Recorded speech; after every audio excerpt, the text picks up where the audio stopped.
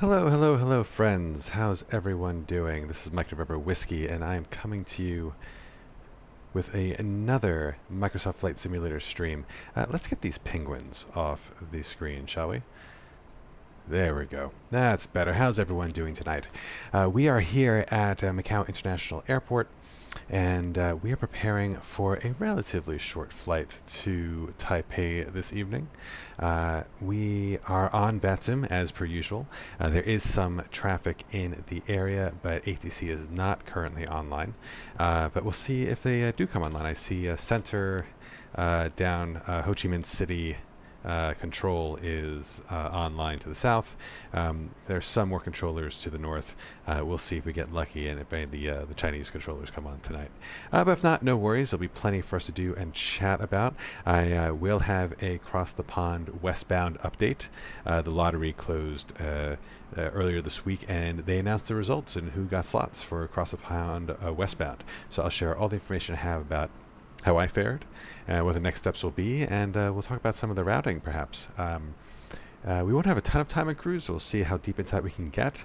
But for now, let's just quickly enjoy this beautiful custom scenery of Macau. We did a flyby when we landed here on the last flight, and there seem to be several metropolitan centers. There's one that's right by the airport, tons of beautiful hotels and gorgeous architecture on this side as well. We'll see this on our departure. We'll be flying over I guess like a more developed or maybe an older part of downtown Macau, and our flight plan actually takes us over Hong Kong tonight, so we should get excellent views on our way out. We'll check the SID that we're flying, and if we can keep the altitude relatively low on our way out, we definitely will, because I want to make sure we can see as much of the scenery as possible. It should be pretty epic on the way out. Still can't get this jet bridge to work properly. I think it might be the fly-by-wire mod issue. Let's hop in and see if we can quickly fix that. We'll call it back with the fly pad. There it goes. And we'll use the latest version of the pushback toolbar mod to see if we can get it to come back properly.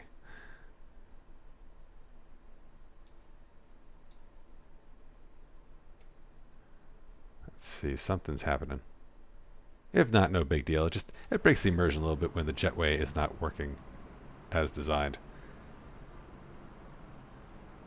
That's really bad, though. Okay, it still doesn't like it. Well, that is no problem. We'll just ignore that's happening, and we'll start with our initial flows. So we are in a cold and dark state, as you can see. So first thing we need to do is get the airplane powered up, and we do have our ground power unit right there, as represented by this truck, and we're plugged in. So we can go ahead and go to this overhead panel. We can get those batteries activated. And just check the voltages. Voltages look good. They're within range. And let's connect that external power. And everything comes to life. Beautiful. We'll keep the fuel pumps off for now because we'll need to refuel a bit. But we'll get our lights set up so nav and logo comes on so the ground folks know we're in here. Get some integrated lights on, get our no smoking to auto and emergency exit lights to armed. We'll keep seatbelt signs off until we're done with refueling. And we'll turn crew supply oxygen on, ground control comes on, and we'll start aligning our IRSs. Next, we'll want to start the APU since we need that running to get folks on board. And a prerequisite to getting that started are the fire tests. So we'll do a fire test for the APU, for engine 1, for engine 2, and we'll just do our cargo test real quick. And that all looks good, and the batteries look like they're charging, so that's fine as well. That's good for the overhead for now. Let's come down here to our screens and do the rest of our pre-flight flows. Increase the brightness since it's pretty bright outside. Set this to hectopascals. I'll do the same thing on my radio panel here. Turn on constraints and brighten up the glare shield a bit. We'll get the FMC set up once we brief our departure. Before I come down, let's turn off the flight director for our co-pilot here and dim these screens since we won't need them.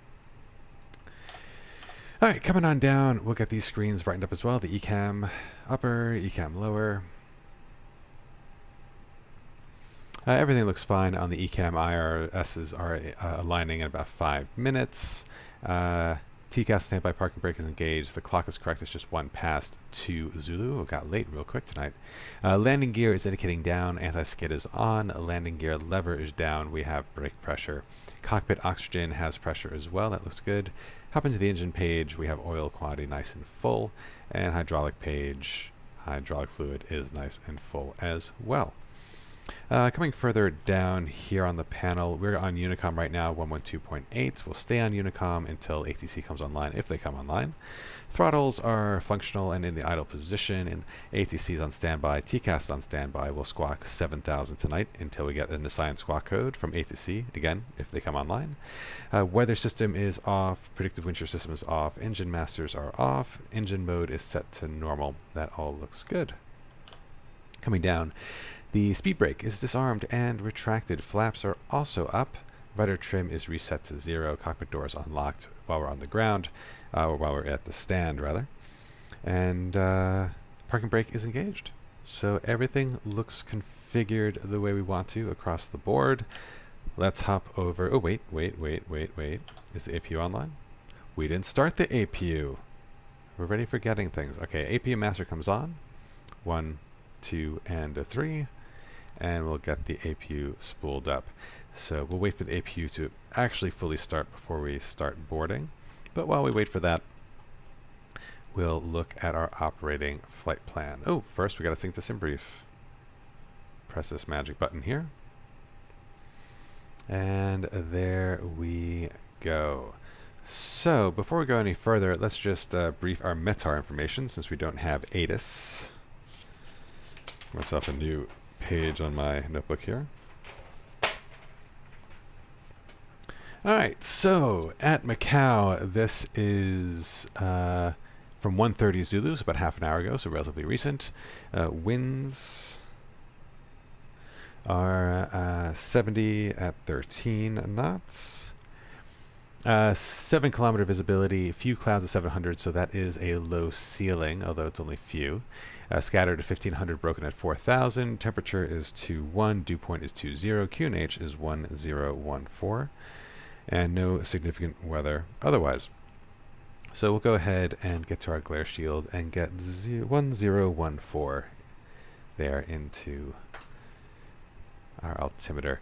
APU is available, so we'll turn the APU bleed on, which will get the air circulating through the air conditioning systems. And with that, we can start our boarding. So head over to our weights and balances page. Let's sync with SimBrief to see our passengers tonight, and it's a pretty full flight, 174 passengers, so let's get them going. Alright. And while they board, we'll continue briefing the flight plan. So looking ahead to Taipei, also relatively recent report. Winds are also moderate at a 90. Good visibility, high ceiling, QNH 1015. There is a remark, Alpha 29999. We'll see if there's more information on that in the OFP. So let's hop over there now. Operating flight plan. We are at Macau. We're heading to Romeo Charlie Sierra Sierra in Taipei. That all looks good. We're staying in the same time zone. Our alternate tonight is Romeo Charlie Mike Quebec. We are China Southern 9084, cost index 15, flight level 370. Triple pause very high, 56,000 feet, almost 57,000 feet. And we have a very robust tailwind of 31 knots, which should cut down our time in the air. We're looking at a block time of 1 hour and 50 minutes, but an in-air time of about 1 hour and 20. So that's all good. Shear rates, 1.6 at CAD low, that's nice and low, so not expecting too much turbulence on this routing.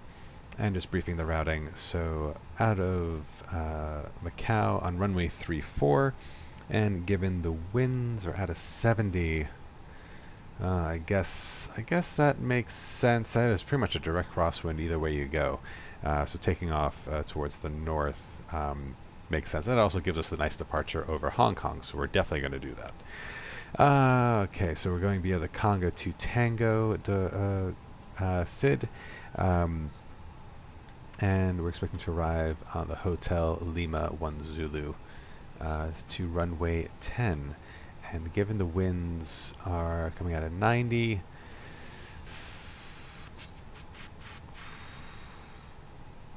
It's kind of like a tailwind. We'll have to watch the METAR information on that one. All right. Back to the OFP. Let's look at our fuel. So trip fuel about 3,100 kilograms. Contingency alternate is not too far away, and a nice robust final reserve. So that seems like plenty of fuel. And again, not a ton of weather. Might be some weather en route, but not affecting our departure. So I think we'll just take the fuel as recommended. So 6178 is what we'll pump in. And start refueling. Excellent. Oh, you see the plane is getting heavier as folks get on board. I just saw the plane lower a little bit. All right, what else to look at on the flight plan here? Pretty straightforward routing. Going on airways for the most part. Again, shear rates are nice and low all the way through. And let's look at... Boarding completed. Oh, boarding's completed. Take a look at the destination airports.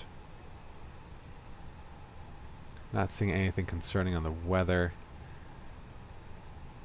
There's some rain expected in Macau, but shouldn't impact us.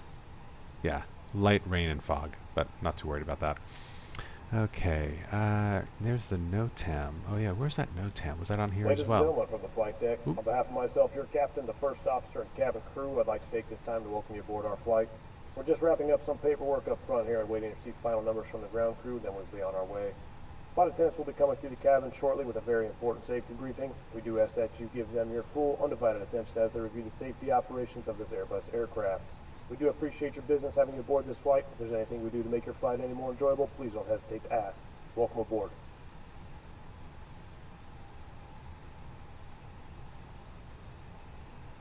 Got all these NOTAMs here.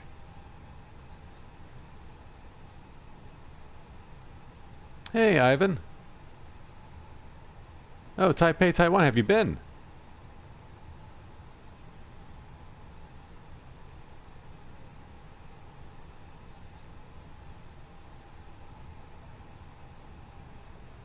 Honestly, it was just luck that I chose that routing because it's a nice 2-hour hop from Macau. Looking for this NOTAM that doesn't seem to exist. Here we go.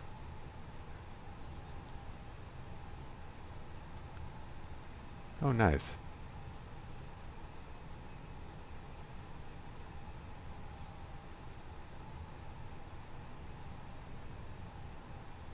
That's awesome. I've only seen photos. The closest I've been is Hong Kong, but I've not been to Taiwan. But I'm looking forward to seeing it in the sim at the very least. Alright, so that is all good. Let's look at some charts, shall we?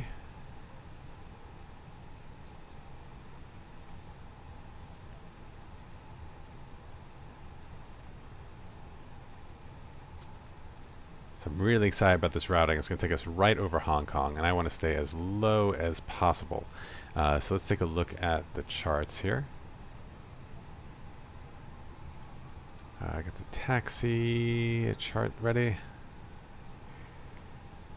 And let's just confirm what parking stand we're actually on.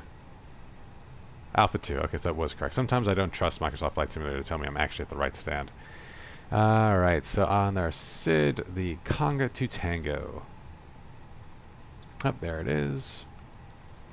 And let's take a closer look at this real quick before we brief the rest of the departure.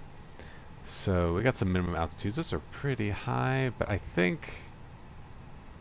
Yeah, there's the main Hong Kong island. So it looks like we could stay at 5,500 feet. Oh, no, never mind. 6,000. Alright, we'll stay at 6,000 feet. It'll be a little high, but hopefully it'll still give epic views of the city.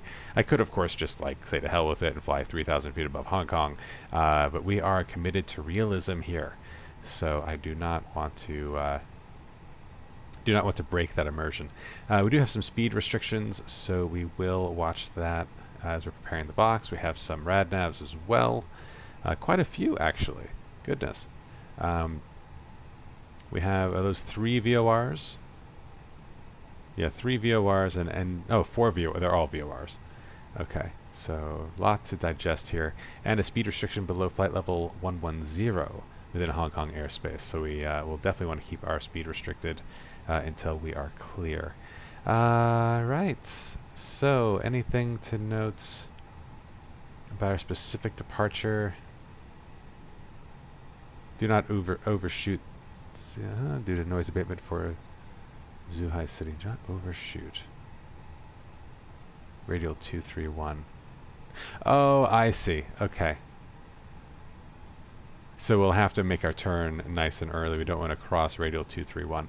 Interesting. So we can actually, this is a good reason to use the fixes feature, so we can draw that radial on our nav. We can absolutely make sure we never cross it. So that'll be fun to do. This is a great departure. I might have to come back and do this again after this round the world trip is over. Okay. That is good. Let's take a look at our map here. So we are taking off runway 34, so we get to take this nice long bridge all the way down the Charlies to Charlie 3 just to maximize our use of the runway. Right next to the VOR station. I wonder if we'll be able to see that in the scenery. We'll have to keep an eye out. But that all looks good. Very, very, very cool. Last thing I want to check is the missed approach procedure. I think we flew the Yankee coming in, but what makes the most sense for missed approach?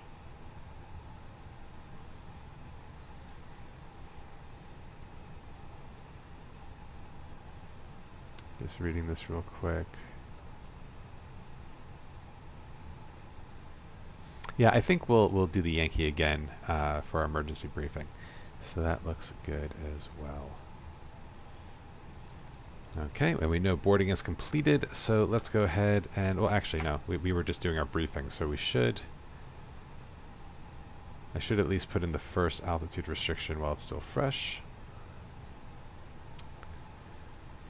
And that first climb out of 400 feet, that's not going to count. It looks like a mandatory 400 feet, so let's see, how do we interpret that?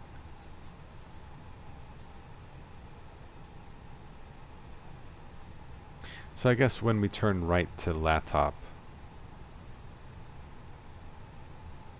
I see, I max 205 until direct to laptop. So once we are direct to laptop, laptop, then we can go up to 4,000.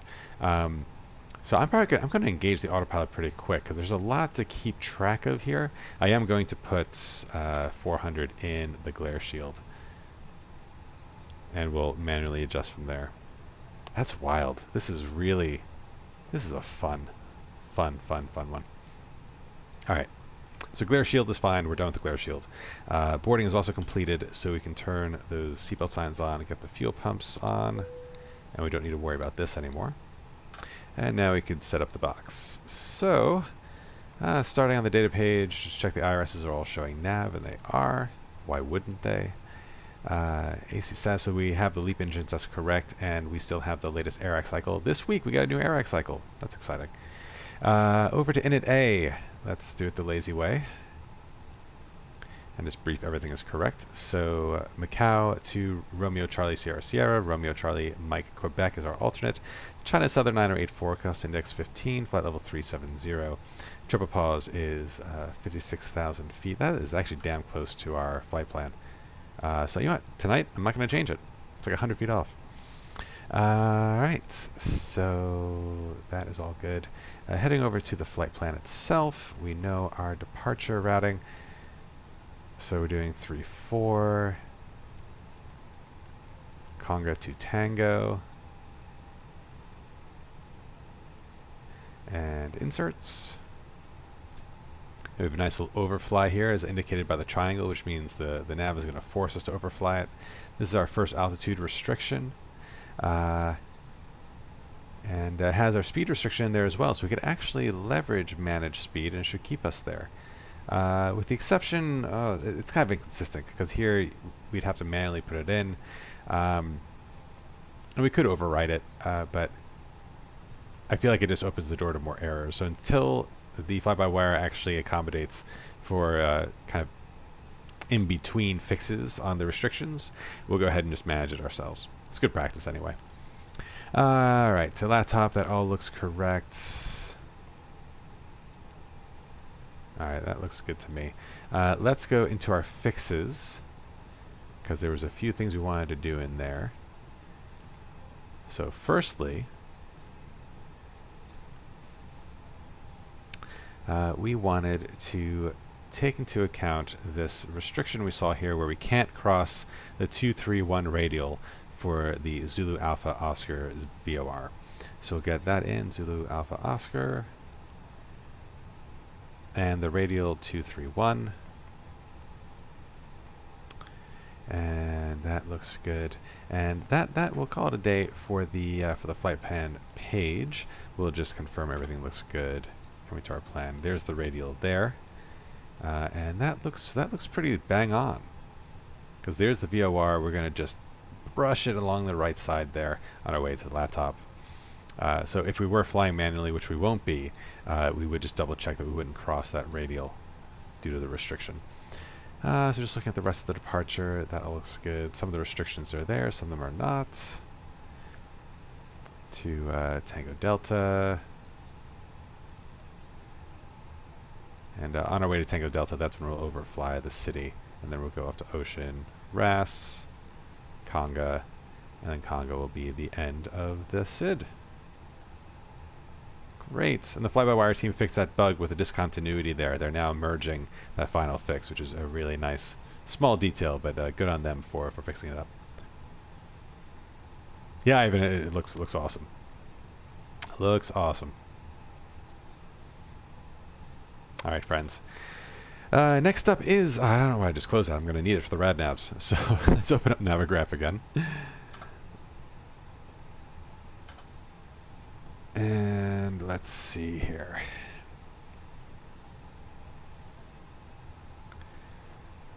So what do we absolutely need? I'm going to argue we don't need Macau, we don't need Zulu Alpha Oscar. We might need Macau if we do the misapproach, but we'll look at that in a second. But let's put in Lung Ku Chau. So Lima, Kilo, Charlie. And let's put in Tung Lung, Tango Delta.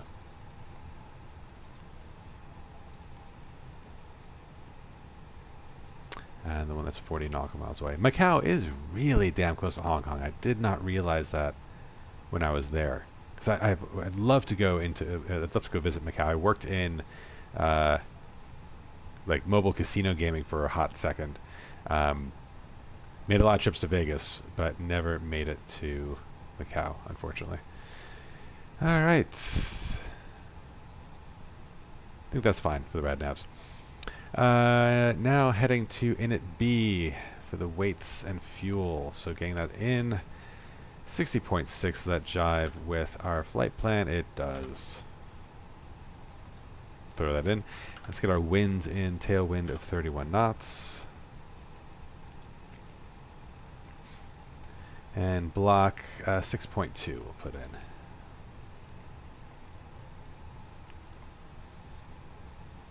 Alright, do that initial calculation. There it is. Let's get the rest of our fuel information in there. So 0.6 on the contingency, 1.2 on alternate, and 1 on final reserve. 0.6, 1.2, and 1.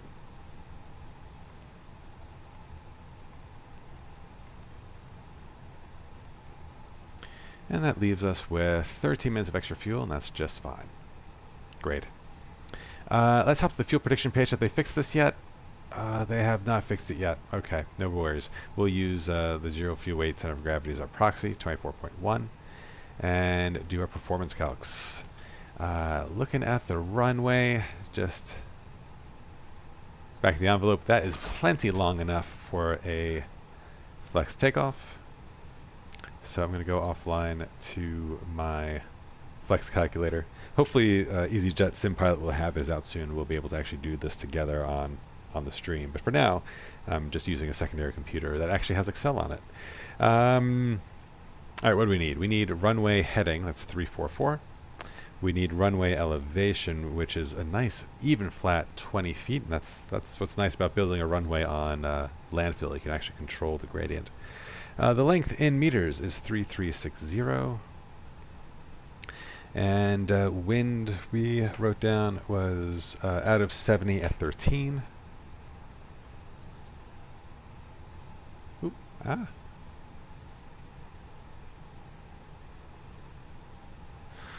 Outside air temperature is 21 degrees. QNH 1014.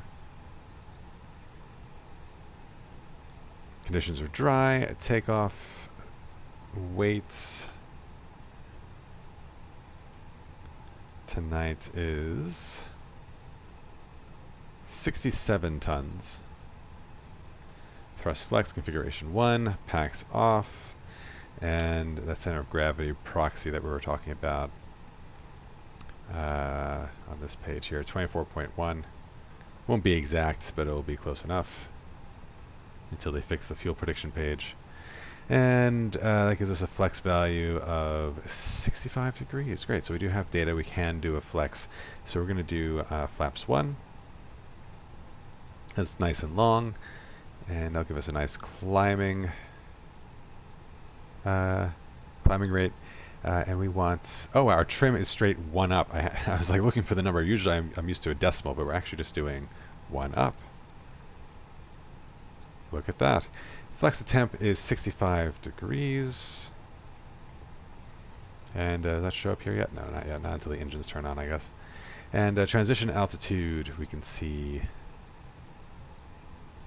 our chart here is 8,900, but 9,000 within Hong Kong airspace, which we will be, so that is correct. In the thrust reduction, acceleration altitude, and engine out acceleration altitude is all correct because we are 20 feet above sea level, and this is 1,500 feet above that. And our V speeds are very high tonight. So 151 decision, 153 rotation, and 153 on engine out. And runway 34, that all checks out, friends. We are good. We are good. So let's just get to the glare shield real quick. We'll get those VORs activated. Back to ARC. And the last thing we need to do, speed restriction. We were going to control that. So let's go back to performance. Oh, sorry, yeah, performance. We'll advance to the climb phase. And I think that initial restriction was, what, 205 knots?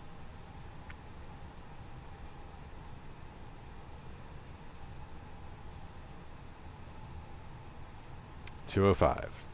And then from there we can get to 250. But we'll manually control that again because I think it'll take us to managed above 10,000 feet, but that restriction only expires at 11,000 feet. So 205, pre-selected, and we're set.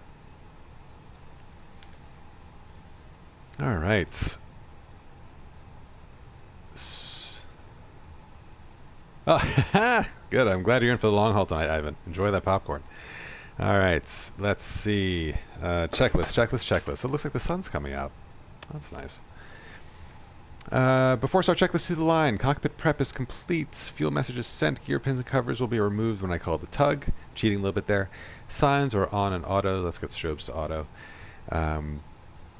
Everything else looks good. IRSs are nav. Fuel quantity is 6180,000 kilograms. Takeoff data is set. Barra ref is set before start checklist to the line. So let's get the tug.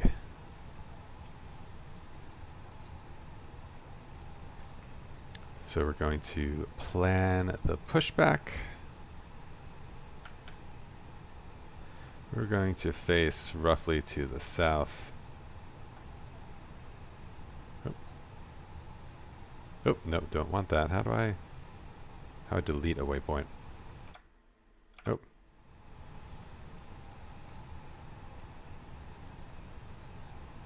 Oh, backspace. That's intuitive. Backspace, very cool. We're just going to come back here and we're going to turn ourselves this way. I love this mod. What a very cool addition, huh? You can get us nice and straight on that line. I did click, didn't I? There we go. Enter to confirm it. And let's request that pushback. Cockpit to ground. This is ground. Stand by.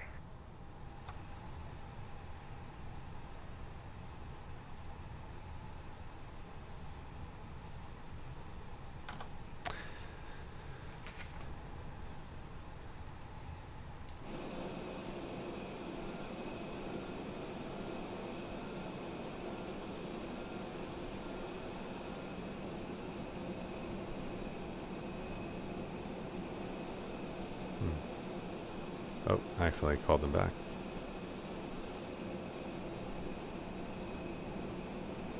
Okay, sir. The bypass pin is installed. All doors and hatches closed and all ground equipment is removed. The parking brakes are set. You may lift. Parking brake set. Lifting the aircraft. I want to make sure that baggage cart goes away, because if it gets stuck, Okay. sometimes the sim doesn't register that my doors are closed and then I crash on takeoff.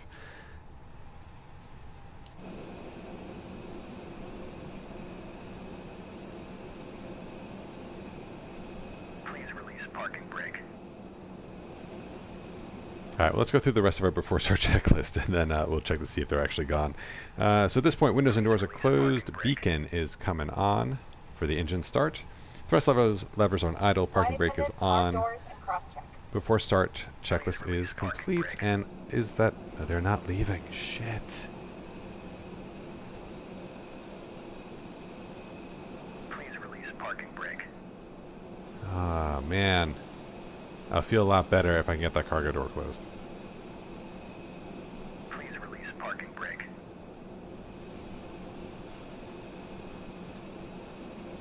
Oh, there he goes. Thank God. And that door is closing. Release parking brake.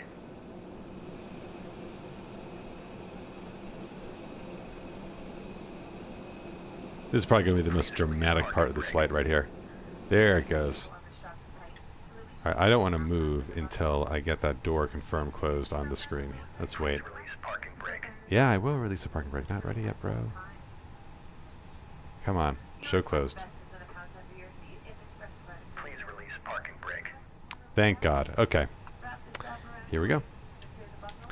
Macau traffic, China Southern 9084 is pushing back from stand. Macau traffic. Parking brakes are released. Commencing pushback. You can start the engines in sequence. It will start in the sequence. Alright, let's get that clock running. Get ignition, engine mode set to ignition. Bleeds are on. Engine to start.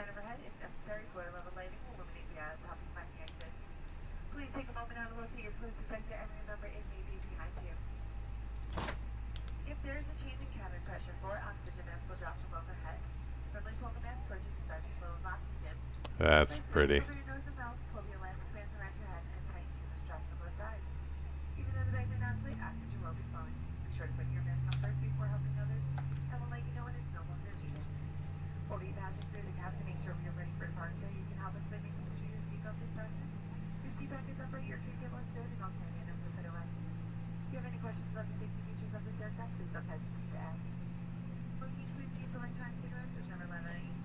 That's also pretty cool.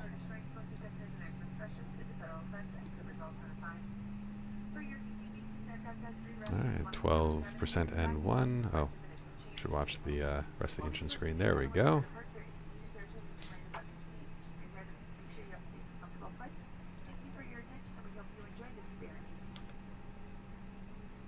Alright, engine 2 started, engine 1 start.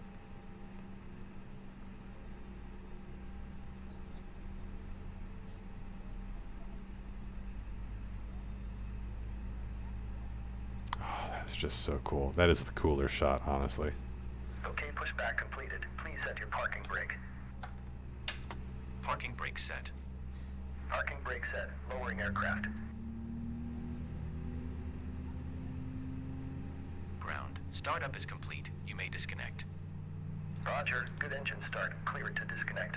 See you at the side. Have a good flight. Holding position waiting for the visual. Thank you and goodbye.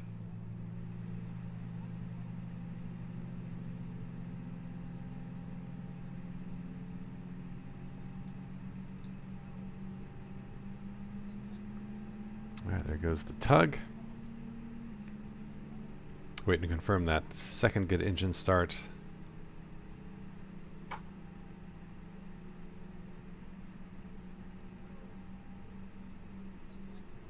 There it is. Engines are available. So setting engine mode back to a normal. We should start squawking on auto. And let's lock that cabin door there. Get the integrated lights on. Let's set takeoff flaps to flaps 1. Arm the ground spoilers. Next we'll get the APU bleed and APU off. And get our lights on for taxi. That looks good. What else do we want to do while we're here?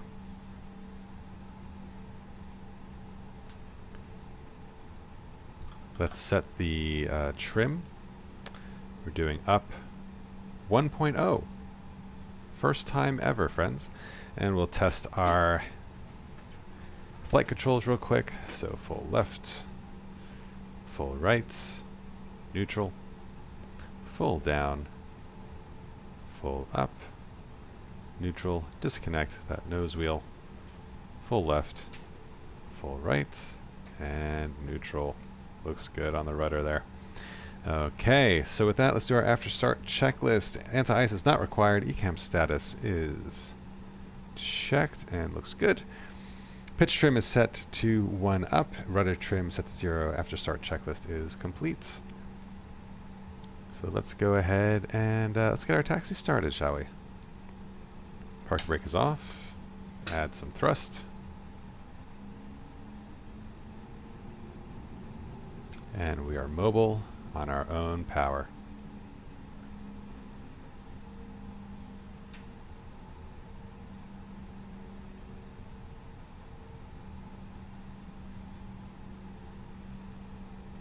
Not surprising, we're getting 35 frames per second in the midst of all this gorgeous scenery. The lowest we've gotten on the ground, I think. Alright, and we'll follow this taxiway routing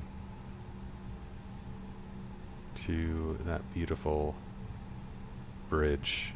Nope, that takes you to the stand. Did we miss the turn? We did, and you know what? There was not a marker for it. At least I didn't see one. Sorry, friends. Please ignore him doing this. This is very illegal. Did I miss it? Was it right there? Oh, it just didn't look like a turn. It just didn't look like a turn. It just looked like a stand. Okay, well. No one saw that, right? No one saw that.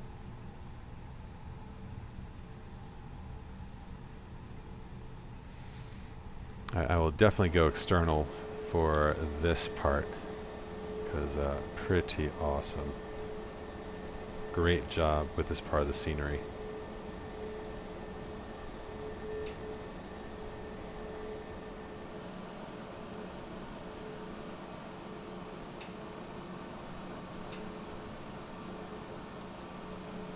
Snap another photo there. I'm going to zoom out a bit actually so you can just appreciate. Actually, I'm going to wait till we get a bit further down so you can get to see the whole length of that bridge. And as we go, we'll get everything else set up. We'll get our auto brake to max, get our weather system online, predictive wind shear system online. We'll get our ATC to on at this point. We'll wait to turn on the TCAS until we're closer to the runway.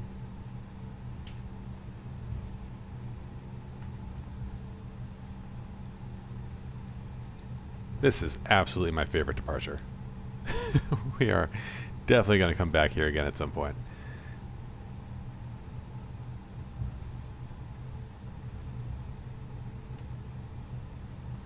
Some weird waviness on the strip there. Not sure. Oh, that might be the waves bleeding through a bit.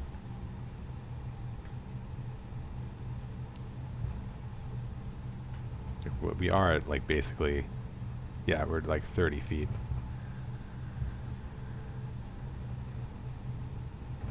Double check we didn't get new METAR information. We did not. Oh, we did. 1014 is still the QNH though.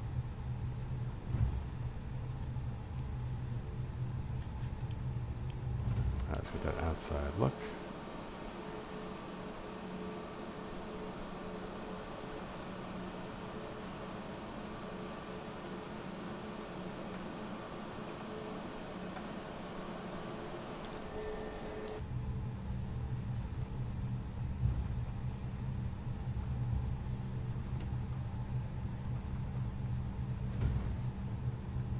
I think this brake max is a new addition to the PFD on the fly-by-wire.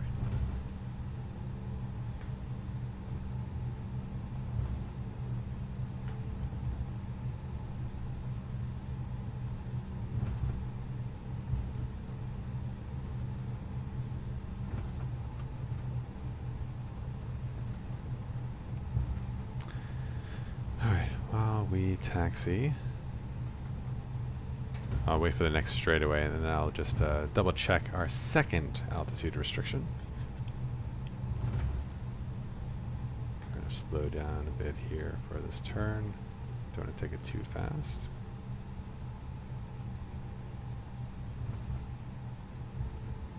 Using the tiller just to get on the straightaway there.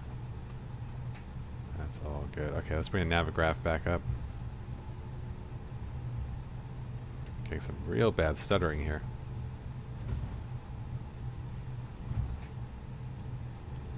Alright, second altitude restriction is 4,000 feet, so just multiply it by 10. No problem. Alright, at this point, let's get the cabin ready. Takeoff configuration test. Before start checklist to the line. Flight controls are checked. Flight instruments are checked. Briefing is confirmed. Flap settings are confirmed. V speeds and flex step are set. ATC is set. ECAM memo.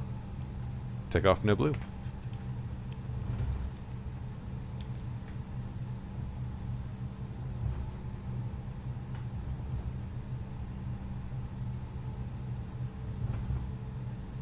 Alright. There's a nice little windsock confirming we got some crosswind on this takeoff.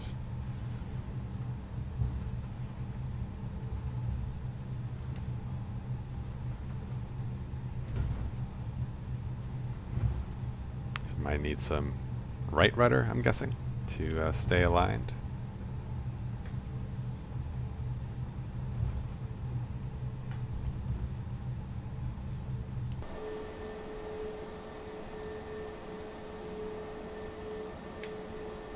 Yeah, we're going to go all the way to the end.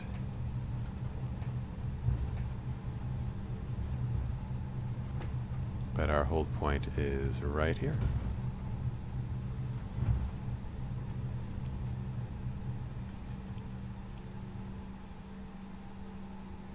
Alright, runway's confirmed. Let's get our lights on to Christmas tree mode. And we'll get TCAS all the way online. We'll shut down our packs at this point, and we'll complete our before takeoff checklist. Takeoff runway is confirmed. Cabin crew is advised. TCAS is on. TIRA engine mode is set to normal. Packs are off. Before takeoff checklist is complete. Macau traffic's China Southern 9084 is taking runway 34 at Macau for takeoff. Macau traffic. Let's do it.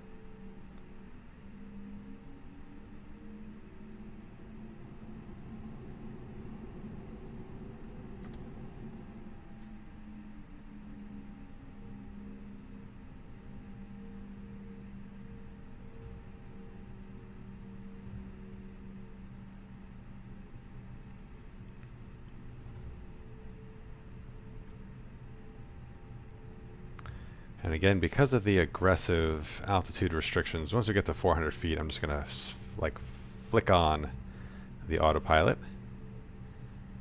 so I can pay attention to our charts instead of actually flying the aircraft. Normally I like to fly the departures as long as possible, but given the complexity of this one, it feels like a smart idea to reduce our workload. Alright, so I'm going to reduce to less than 10 knots for this turn. And let's time it.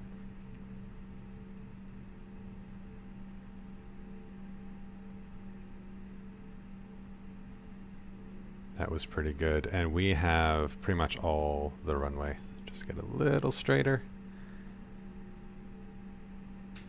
And deflect nose down 50%. Take off. Thrust to 50%. Engine stable to the flex detent. Man flex SRS runway. Speed selected 205.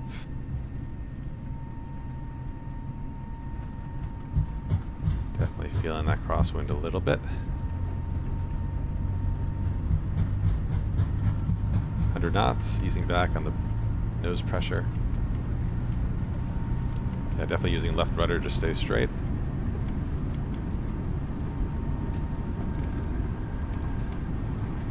V1, rotate. Little aileron into the wind. Positive rate gear up. 400 is coming real quick. Autopilot is engaged.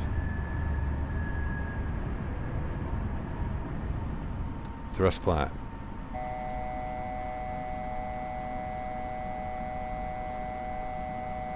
It's shouting at me for being over my assigned altitude.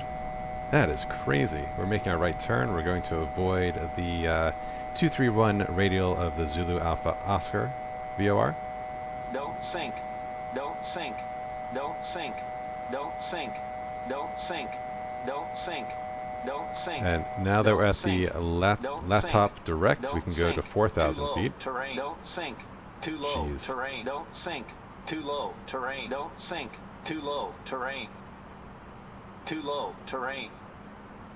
Too low. Terrain. Thrust Too climb, low. open climb. Terrain.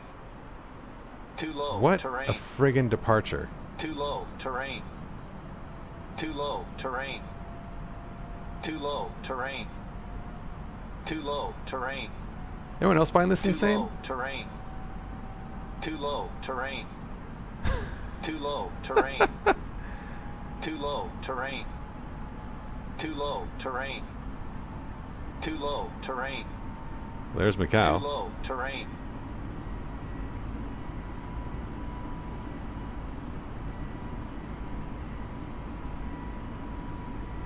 Alright, ground spoilers retracted, flaps are coming up. And at this point we can get airspeed up to 250 knots. Let's get that SID up, because we'll definitely want to reference it from here on out.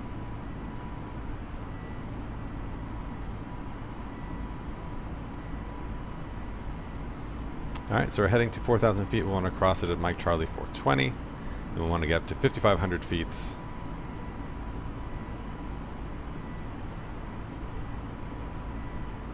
There's that 400 feet takeoff.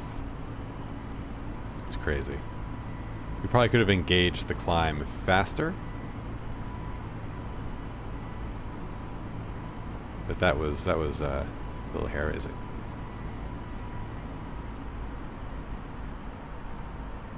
Speed Alt Star. PAX. Ecam shot at me for not getting the PAX back on. Thank you.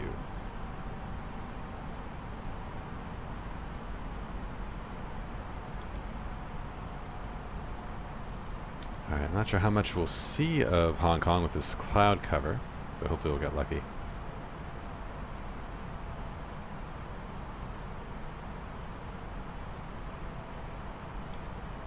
Alt Star. Alt. I'll go ahead and get 5,500. Oh, no. Wrong setting. Get 5,500 set on the glare shield. Once we cross 420, I'll give the command to go higher. Thrust climb, climb. I'm doing it in manage mode because why not?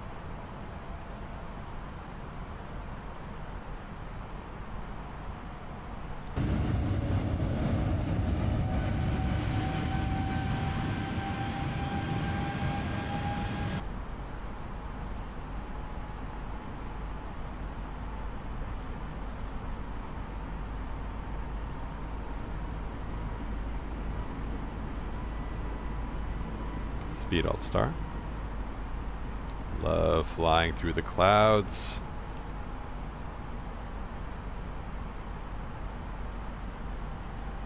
Alright, once we cross 4-1 there, we'll have to get to 6,000 feet at Long Pu Chau, and we'll just stay there until we're past Hong Kong.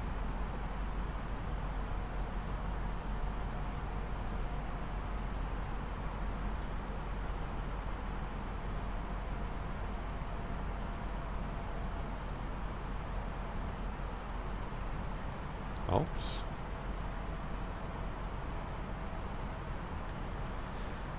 Alright, at this point we can get up to 6,000. And that is where we'll stay. Popping out. I'll stay out here for the duration. Hopefully we'll get lucky with what we see. Oop.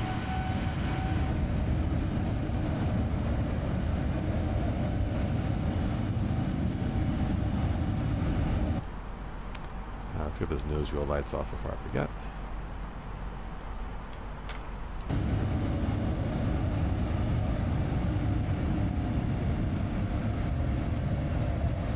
No, friends, this is a pretty thick cloud cover. Pretty intense.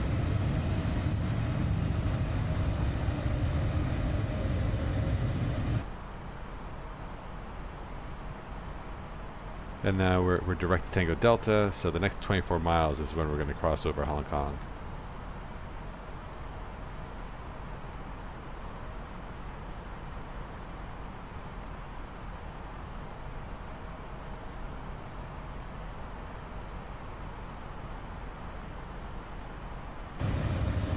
Oh, got a little bit of, I think that's Kowloon down there. Oh, are we going to get lucky?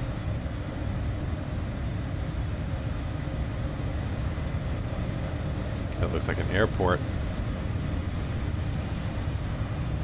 Take some snaps.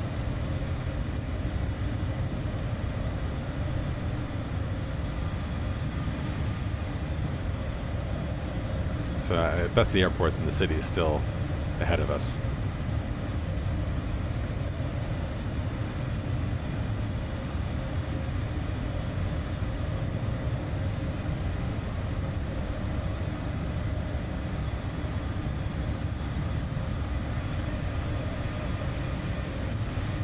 That is just like that. I believe that whole island was constructed from landfill.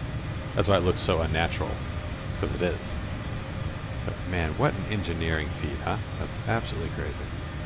The old Hong Kong airport is actually in the city, and I think it was notorious for being one of the most dangerous approaches in the world, because you basically were like eye level with skyscrapers on the way in.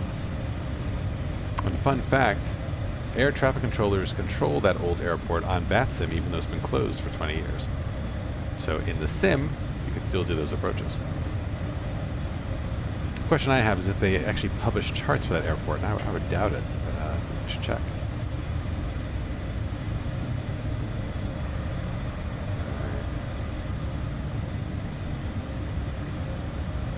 We're about to get into some thick soup here.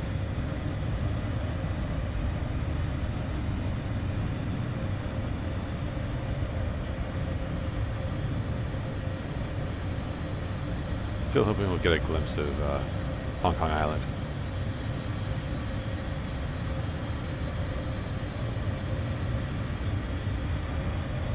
Kai Tak, that's right. You are familiar with it, Ivan.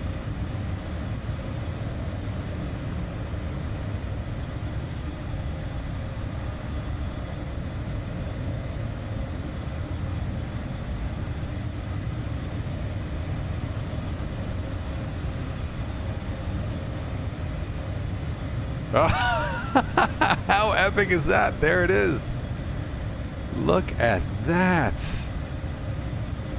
Look at that. There it is. Oh, you cannot mistake it. You cannot mistake it. This is amazing. Wow.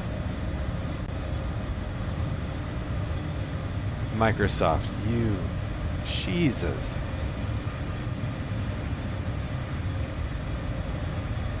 or Sobo Studio rather. You guys have really... We got a rainbow too? Come on.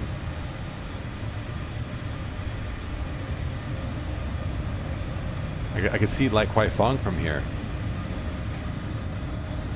Definitely one of those Western assholes who got drunk there one night. Can we see the racetrack from here? Let's see. I think this cloud is going to obscure our view. But, oh, that might be it down there. But no, I think we're just going to miss it. Oh, but that was awesome. Now, I was tempted to turn the weather off just to have like clear skies so we can see it fully. But with the live weather and the way the clouds just revealed it, oh, I'm so happy we captured that. There it goes. There it goes. Alright. Kind of turbulent going through those big clouds there. We should probably get climbing, shouldn't we? We don't want to tempt fate with... Oh yeah, that is pretty bad turbulence. So let's get the hell out of here. Up to 37,000.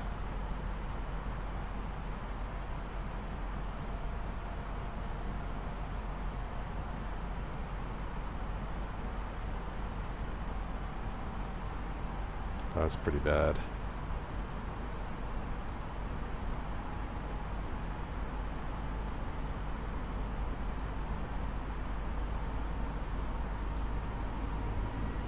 All right, up we go.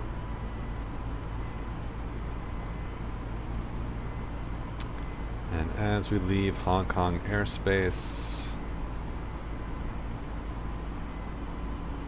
let's get back to managed speed mode.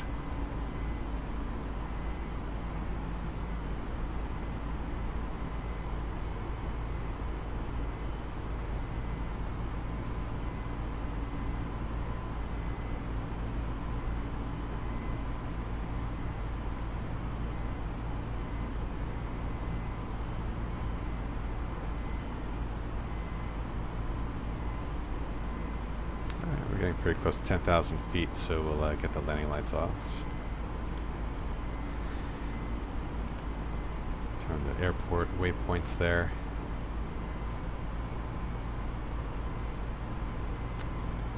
Make sure everything looks good, and it does. And set QNH standard.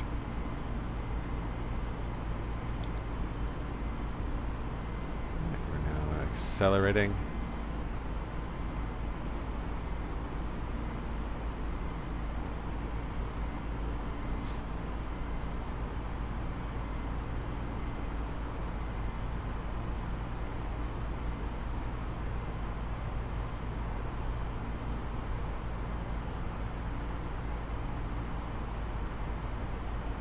And continuing our climb.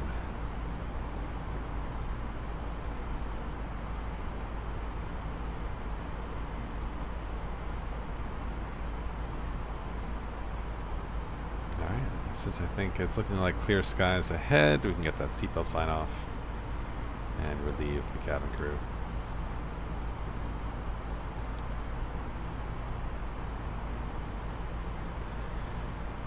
Alright, everything looks good. So I'm actually going to brief our arrival a bit earlier because this flight will be relatively quick. We're tracking... well, actually, that's longer than I thought. So, still over an hour to get to Taipei. But that time will decrease as we increase speed. So, we'll take it with a grain of salt. Let's see how we're doing on our flight plan. Actually, did we get off on time?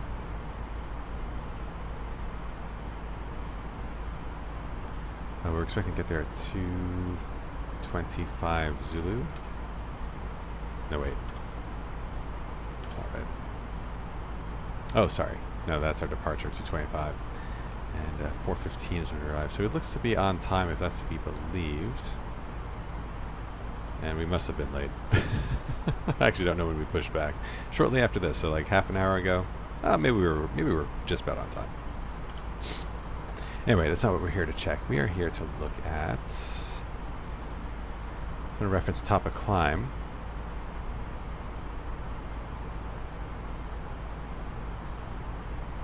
Sometime after RAS, about 32 miles after RAS, and we are inbound ocean now, so we got some time. We may still make that. Let's brief the arrival.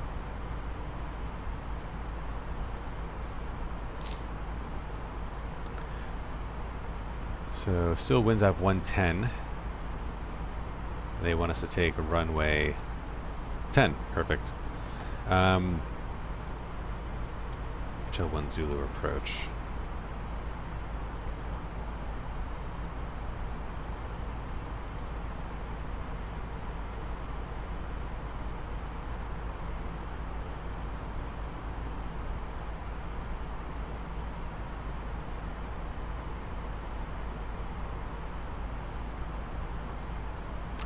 How long? 1 Zulu. Wow. That's a chart with absolutely no terrain. That's like, to hell with you. Alright. But does it give us any altitude restrictions? 5,000 for the whole point.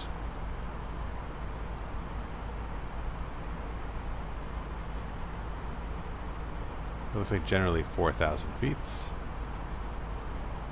So I guess we want to be at 4,000 feet by how long?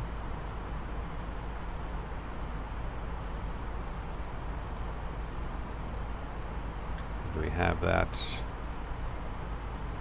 Yeah. So we'll put that in the fixes page there. 4,000 feet. And we'll just replace this fix, since we don't need it anymore.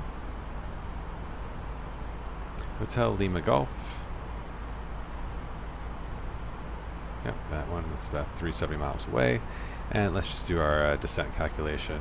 We'll do it manually. The speed will be a bit off. But not that far off.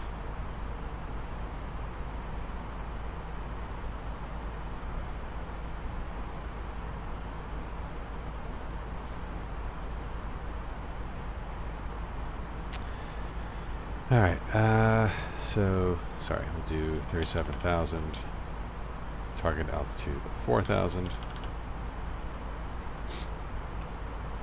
So, call it 105 miles. At current speed, is that conservative or aggressive? Let's put it 110 for now. We could always adjust later. So radius of 110. I just want to make sure we don't miss it. That's always the danger with these short flights. But before you know it, we got to top a descent. But yeah, it looks like we've got some good time. Cool, so we'll just enjoy this cruise for a little bit.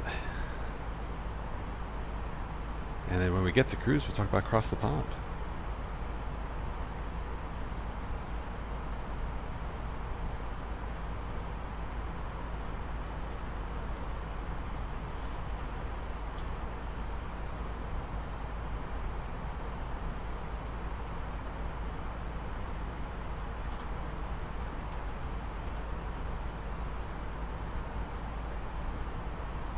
Check how VATSIM is doing.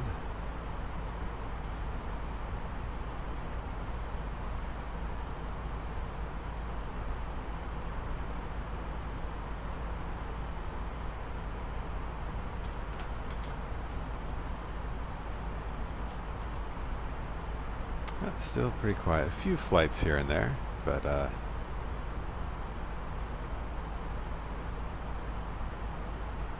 there's some action at Romeo Charlie Tango Papa tonight, which we'll fly close to.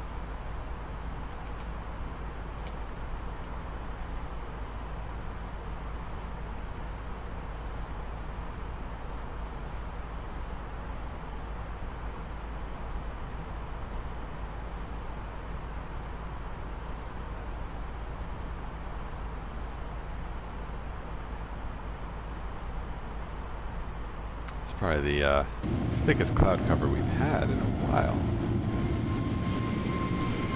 Really fluffy. I can tell my graphics card is working a bit harder tonight.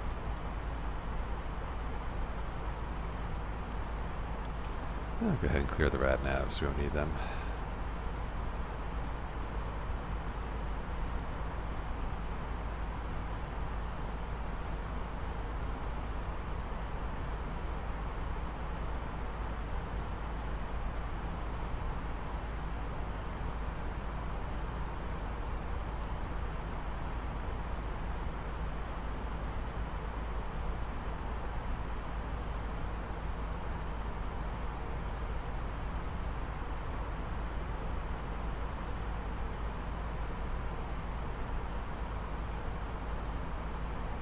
There we got a pretty gnarly tailwind that's affecting our climb performance a little bit. It'll get worse as we get higher.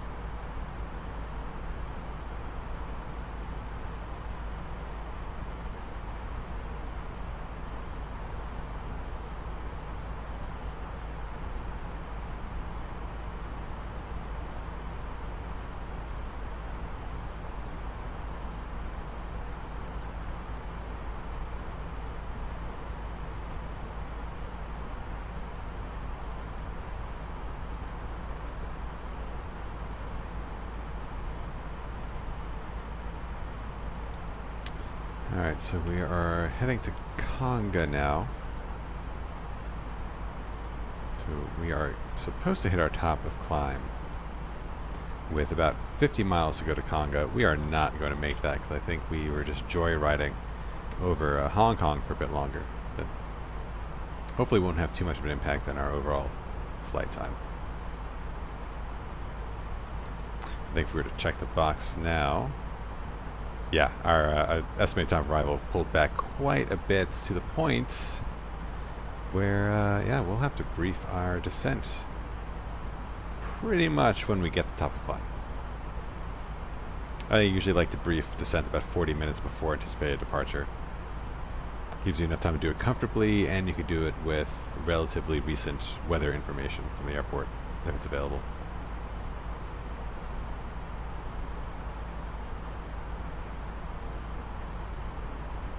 But whatever we did on that departure, it was absolutely worth it to get those views. That was stunning.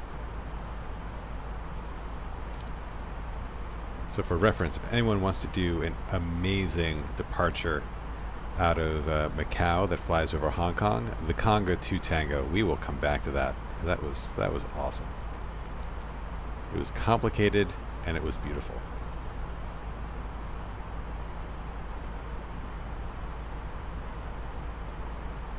And now we'll see what Taiwan has in store for us.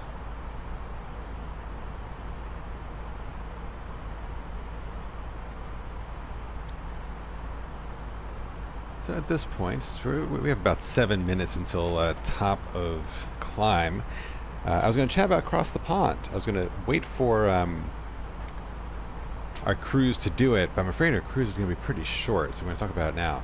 So if you're not familiar with Cross the Pond, it's a twice annual event run on the VATSIM network, which if you're not familiar with VATSIM, it's amazing. We're on it tonight. There's no air traffic control online, but it basically gives you an opportunity to fly in your simulator of choice with actual air traffic control coverage. And the air traffic controllers of the network, they're trained, they have to go through tests and exams to actually become simulated air traffic control on the network. So it's incredibly professional. You have to know what you're doing. but non-pilots are more than welcome, as long as you kind of do the legwork to understand actually how to talk to ATC. It's open to anybody, and it's free, which is the best part. But they hold this event twice a year where they get a bunch of controllers, they get 1,000 pilots, and you either fly from North America to Europe, or near Europe, or westbound from Europe to North America. Westbound is in the spring, eastbound is in the fall, and westbound is coming up. It's coming up April 2nd, so just a few weeks away. And I think it maybe about a week and a half ago, they opened up the lottery for pilots to sign up if they were interested, and then there was going to be an automatic drawing system to select, I guess, 1,000 pilots, and would give them a set reservation time so they can log on to the Across the Pond website and choose their routing. So I showed my interest. I've never done it before. I've been following simmers who have done Across the Pond, and decided to do it this time. Signed up for the lottery, and I found out this morning that I got a slot. Not everyone did. There was definitely more interest than there was slots, but not only did I get a slot, I got a slot on the first day of signups. So they're letting folks who got in on the lottery to sign up between Monday evening and I think it closes on the 26th. I think there's like a 5-day window where you can sign up. And my sign-up slot is on the first day, which is awesome. It basically means I'm going to have my choice of the bulk of the available routing, which is really excellent. And I'm going to do some research to figure out which one I want to go for. If I want to keep it short and not make my wife and kids think I'm completely insane, I think I might go for Gatwick to Vancouver. I think there's also Gatwick to Boston. That's probably on the shorter side of the available routing. But it'll still be like a 6-hour sim flight, and I do plan to stream. I'll make sure to schedule it so if anyone wants to follow along, they can. And I'm going to plan a few fun things to do, keep ourselves occupied while we're in the long-haul cruise. Leading up to the event, I'm going to shelve the A320 for a little bit, because unfortunately we can't take the A320 with us. It just doesn't have the range. And I will be doing some training flights on the 787. So that's really the only plane. And you could fly the 747, I guess, in Flight Sim, but the 787 does have the heavy division mod, which makes it a bit more realistic. And we'll be training on that in preparation for Across the Pond. So that'll be coming up. I think I'll do the training flights in about a week's time, and Across the Pond is in 2 weeks.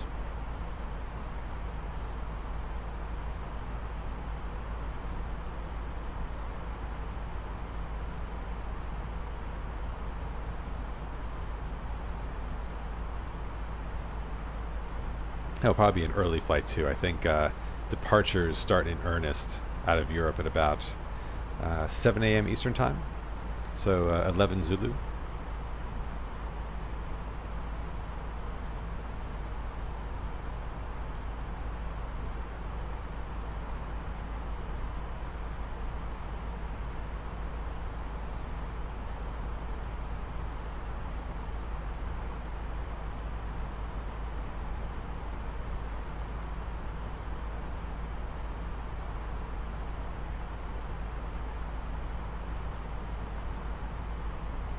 I got another 2 minutes of our climb left.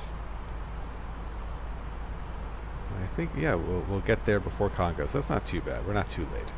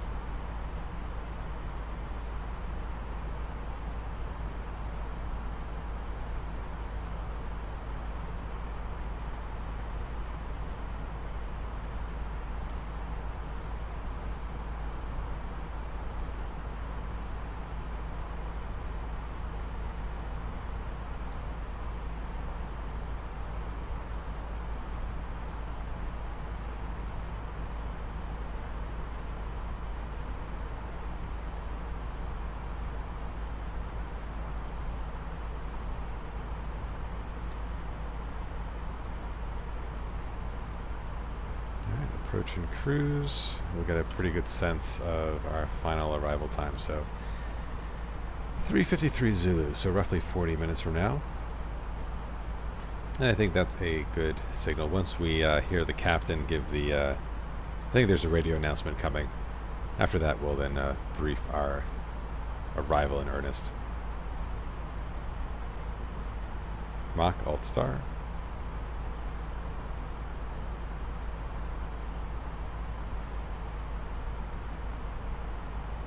Alt Cruise.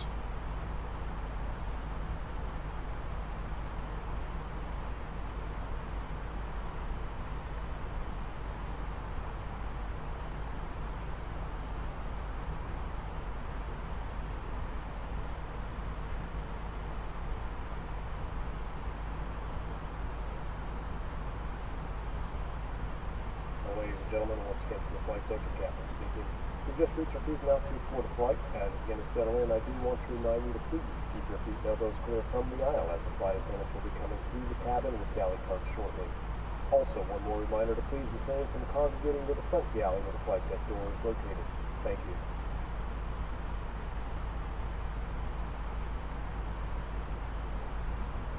Alright, turning nice and direct for Taiwan.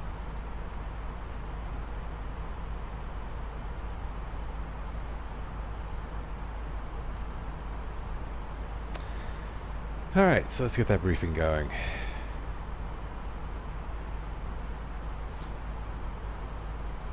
Just confirm here again. Hotel Lima 1 Zulu. Already have that loaded up. Let's get the rest of our charts set. Runway 10. Looking at runway 10, there's an ILS. We will do it for sure. We'll, oh, no, not that one. This one. There we go. Simple Airport 1 runway. It's a little shorter than usual. 2,600 meters. Still plenty long. But we'll do a full flap landing. We won't tease with flap 3 tonight. And we'll probably get off, let's say, Echo Hotel or Echo 1.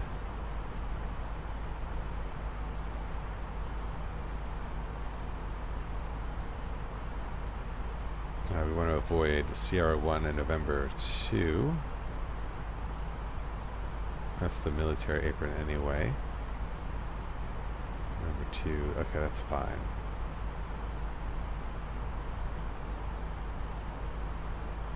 I guess we'll do Alpha, Bravo, Delta to the apron. Or just Delta if we get off at hotel. Oh, but Alpha, Bravo, and Delta are only for military aircraft taxiing in and out of the military apron. So, and never mind. We'll steer clear. We will stick to, I guess, Echo.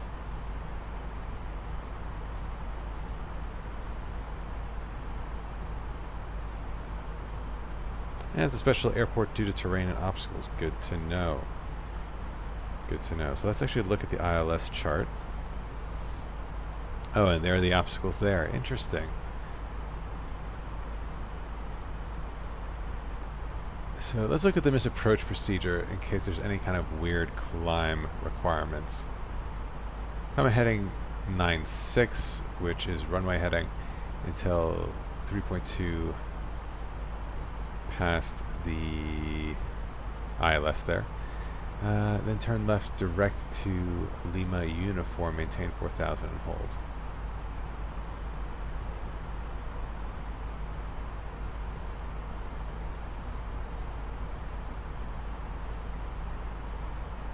I'm assuming Lima Uniform is a VOR, even though it's not mentioned. Oh no, there it is. Oh, it's an NDB. Okay.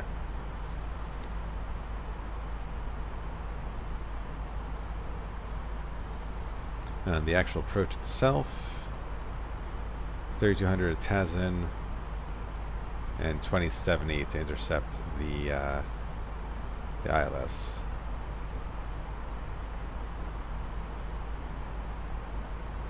Looking at the minimums,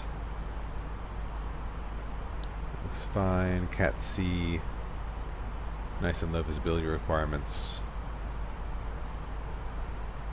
Oh, and yeah, so there are gradient requirements with a misapproach climbing gradient of 4% or 2.5. Interesting. So you know what? If we can do a flap 3, maybe we will, because if we have to go missed, that will guarantee we'll have the strongest climb attitude, or the strongest climb gradient rather, because there'll be less drag on the wings. Because I think the rule of thumb is when you go missed, you bring one notch of flaps up. So it's better to go from full to from 3 to 2 than from full to 3 if you want to climb quickly. So yeah, let's just double check. We'll do the landing calculation here since the fly-by-wire offers that to us. So let's take a look at that. Romeo Charlie Sierra Sierra. Got the METAR information. That jives with what we're expecting. Runway altitude 13 feet, 14 feet. Wow, also nice and flat. Runway heading 96. And weight, let's do the heavier estimate. I think that's current weight now. Approach speed with flaps 3, it's going to be, let's say 140. I think that'll be on the fast side. So we're just going to do a conservative calculation here. 2605 on the length. Slope will assume 0. And we will have reverse thrust. So let's calculate. And we do have enough runway. Again, that's conservative, so I feel comfortable with that as long as we hit our touchdown point. And if we have to, we could always do harder braking. But I think for the misapproach procedure, it's the safer option. Alright, so that's the airport, that's the ILS. We're coming from Zonley. So that'll be our transition point because the Star, Star stops at Zonley. Okay, so it is a nice connection point there. So go direct into Zonley. Oop. And is there an altitude we want to be at Zonley? I think here it's saying 5,000 for the hold. We can get down to 3,200. Yeah, to intercept Tazin. Yeah, so we'll stay at 4,000 feet until we get to Zonley, and then we'll start descending further. So we'll probably start configuring at Zonley.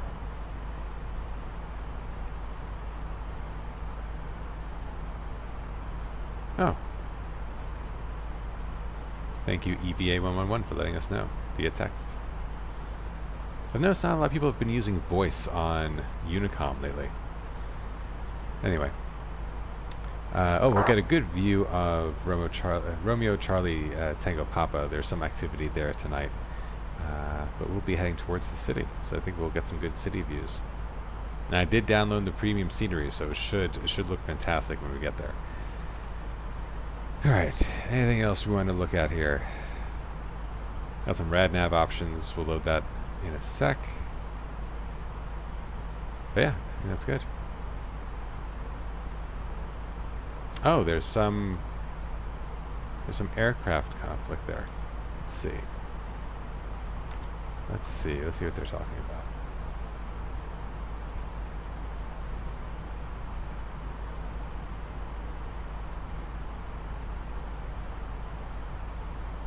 Oh, they're on approach at Taiwan.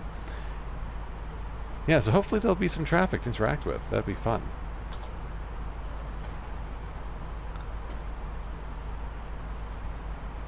Alright, so we got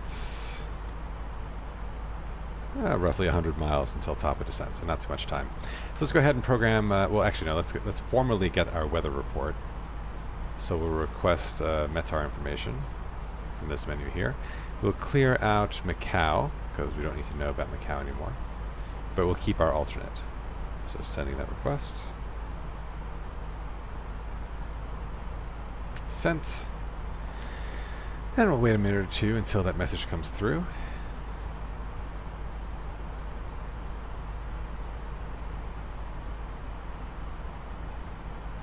Look out the window and ponder the mysteries of life for a few minutes.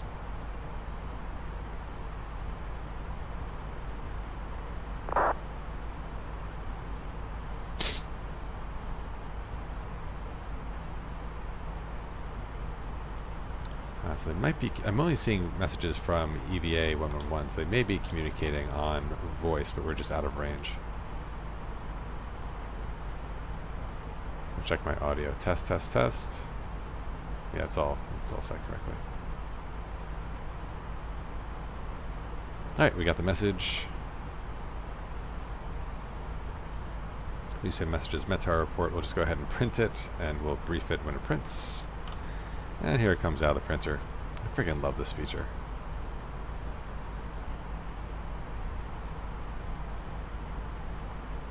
So snazzy. And then you click on it, and then it pops right up here in the glare. That's not going to help us. But I can kind of read it. Oh yeah, if you change the angle, you can read it. Alright.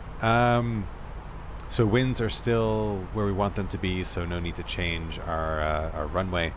So let's go ahead and program in our approach. So we are doing the ILS 10. We are flying the Hotel Lima, ooh, shit, 1 Zulu. Yep, 1 Zulu, there it is. Hotel Lima 1 Zulu. And the Zonley transition, as we've already briefed. It's so nice to brief things, because then when you actually have to do it, you know what you're doing. That's the whole point of briefing things. Inserts. Let's check our navigation and just make sure that all looks good to us. So what we're crossing, Anpog. Sword, there we go. This is the Hotel Lima Golf.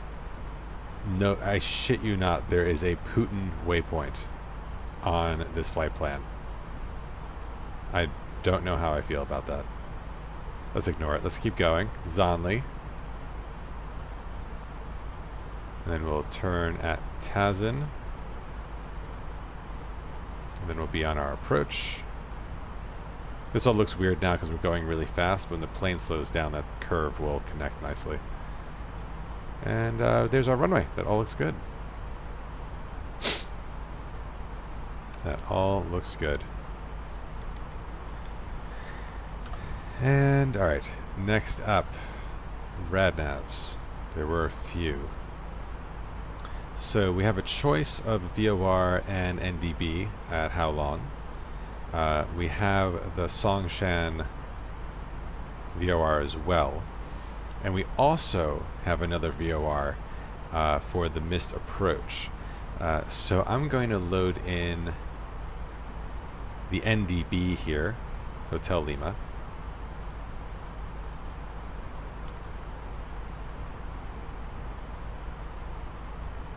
And then I'm going to load in the Songshan VOR up here on VOR 2. And then we're going to do the missed approach Lima Uniform NDB. Sorry, I said that was a VOR. It's actually an NDB. We're going to load that down here. So if we need to go missed, I'm actually going to put TSI in both, so we'll have the option. Alright, that guy landed. Very nice. Because if we're going to go missed, so I think on our approach, I'll have the NDB here and the VOR here. Once we pass this NDB, then I'll switch over to this VOR and prep our missed approach. So we'll just kind of invert our selections, just so that we're nice and ready if we need to divert. Okay. Very cool. That's a RadNav page. Fuel prediction. Have enough for both our destination and our alternate. That all looks good. And performance. Let's go ahead and put our weather information in.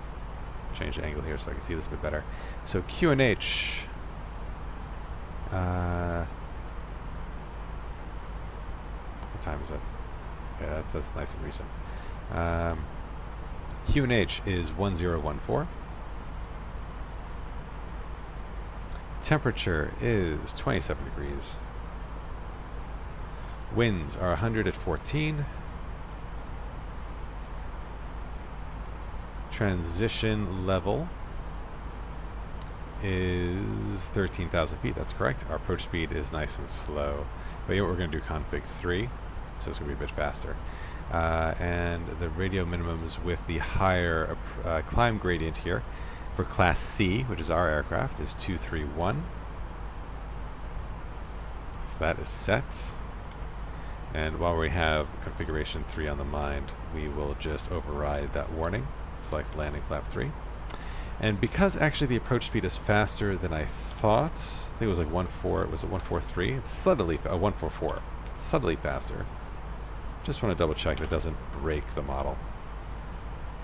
It does, it does. So this is an interesting question. The weather isn't meant to be bad. The weather's not meant to be bad. So I think actually, instead of pushing the runway length, let's do a full flap landing. Let's assume a slower climb gradient. It's going to increase our decision altitude. But again, we're expecting very good visibility anyway, so that higher minimum should not be a factor. So let's go back to config full. Let's reactivate that warning. And let's get the new minimums in. So that would be 634. We probably could still make a 4% climb gradient, but again, just being conservative. It also has a higher RVR, but that's fine.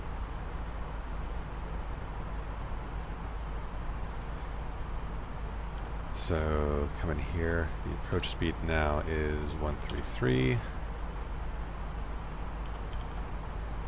Oh, you know what? Config 3, 143, does that change it? Back within limits, but just barely. So again, that's a lot safer. So I think we're balancing risks by doing what we're doing.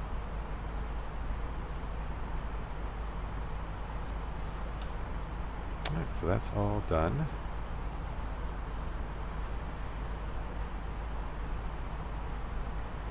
And we will just go ahead and put in Romeo Charlie Sierra Sierra 10. Oh, not in database. Did I put that in wrong? Oh yeah, hold on.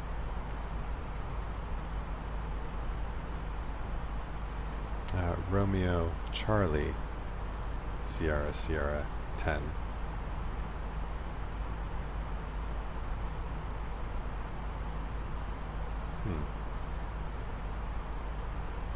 Do I have that syntax backwards? 10 Romeo Charlie Sierra Sierra? Doesn't make sense. No.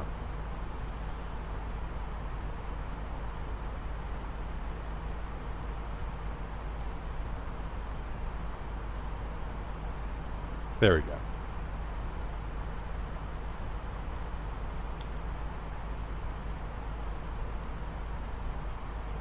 All right. 25 miles, top of descent. We are getting there, folks.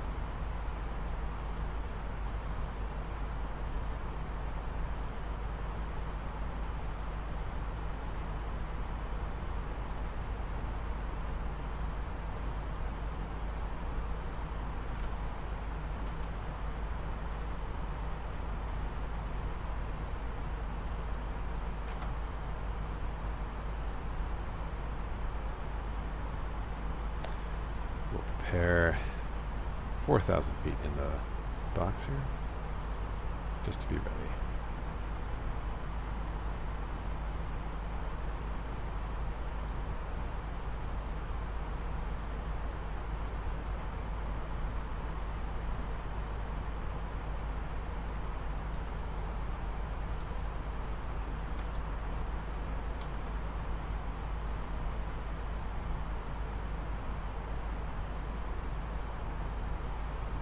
Oh, we have a flight in pre-flight at Romeo Charlie Sierra Sierra now.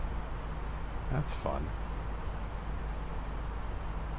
Hopefully they're still there when we arrive, so we can get another data point on testing our AI traffic mod.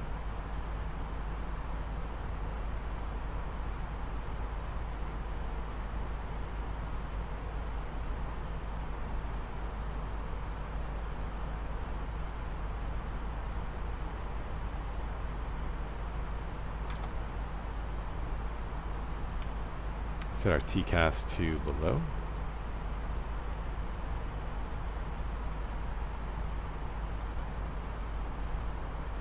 One thing I hope the 787 has for the cross the pond event is TCAS, because on that, or the Boeing TCAS equivalent, because there'll be a ton of traffic on that flight, and I'd love to kind of see them on the radar. These are all things we'll learn and figure out next week when we start doing practice runs.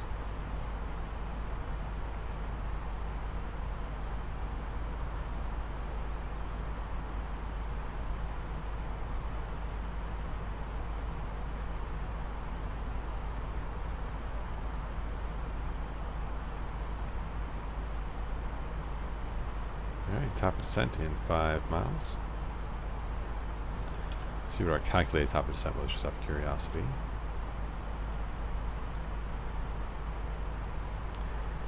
So about 13 miles to go to Sword, and we're doing it early.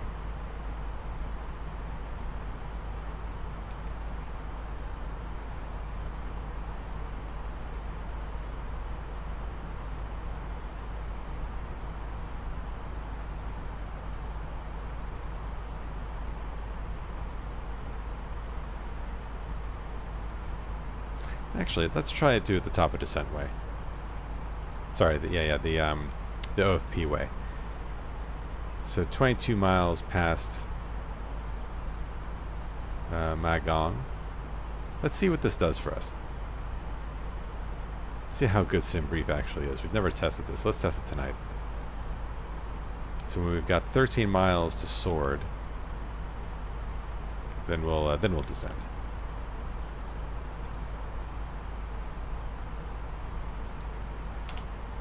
There's Sword coming up. We don't have to wait too long.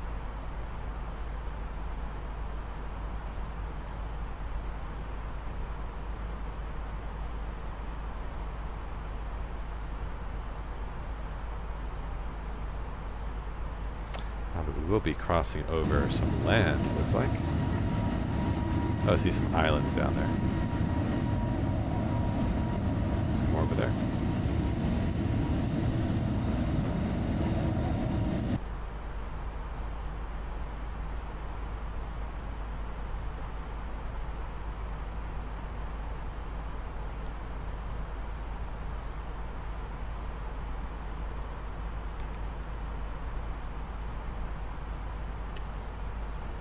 Yeah, so I guess another way we could do this, we could do a 13-mile radius around Sword, and kind of use the OFP to dictate our top of descent. And if this works out well, maybe we'll do that going forward. Just it's not clear if this is taking into account altitude restrictions or targets.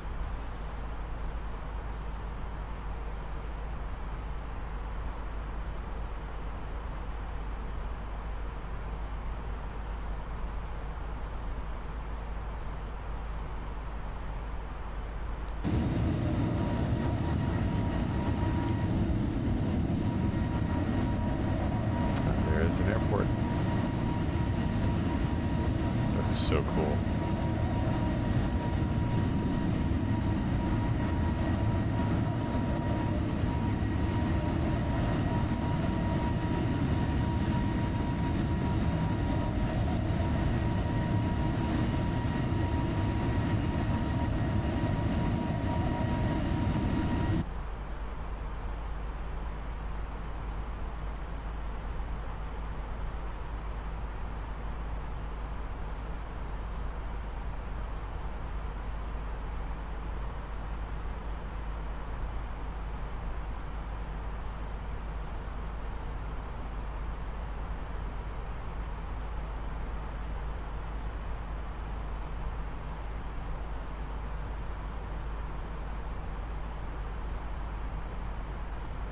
We're now inbound Sword.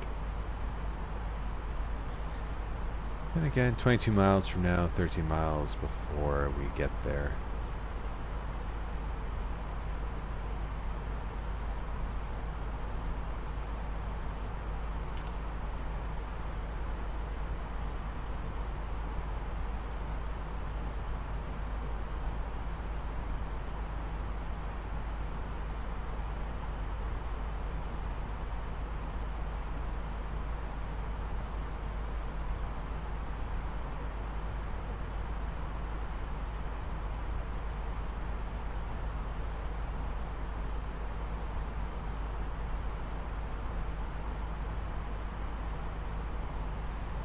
See this deflection of about 5 degrees to compensate for the wind. So we're pointing at a 45 degrees, but we're actually tracking 50.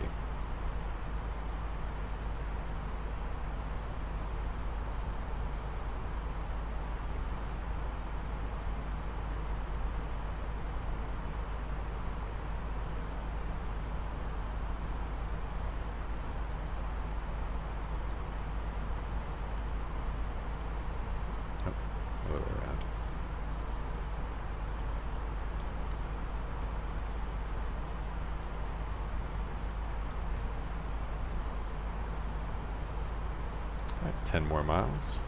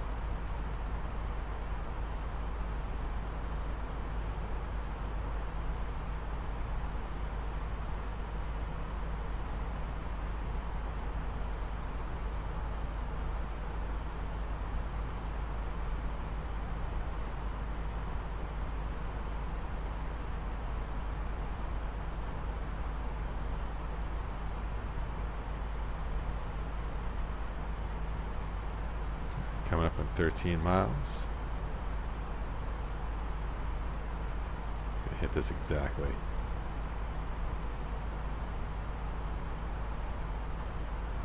Thrust idle, open descent.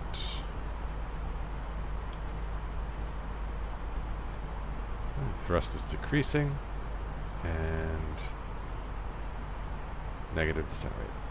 Or I guess positive descent rate.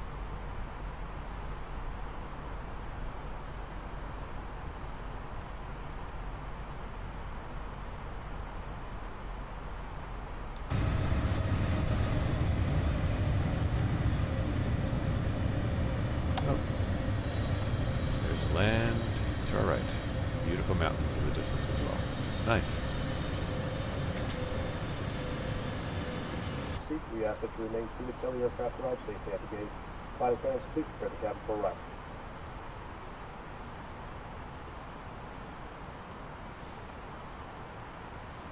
Alright, we've got local QNH in. We'll just see if there is updated weather. Nope, still the same report. 1014. And we're ready set. So same as Macau.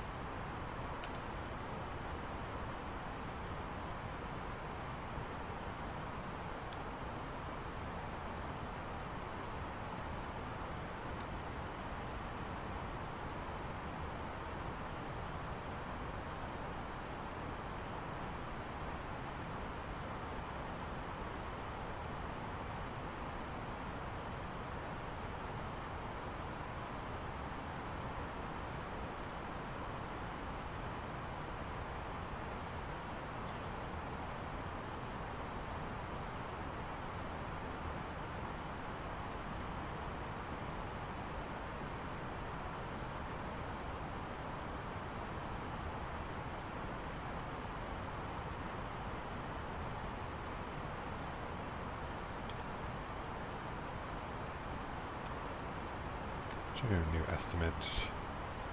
354. Yeah, so according to this, will be on the ground in 12 minutes. Is that right?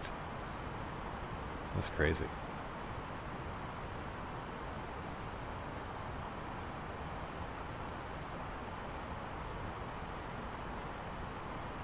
Hope we didn't begin our descent too late. Hopefully we didn't screw ourselves by following the OFP, but it'll be a fun test regardless. We are less than 100 miles from the airport.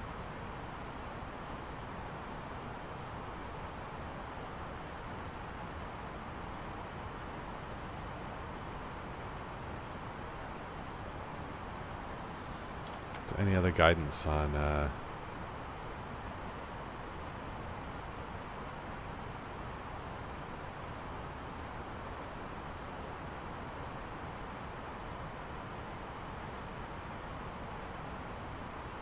oh, the Mach number is meant to come down.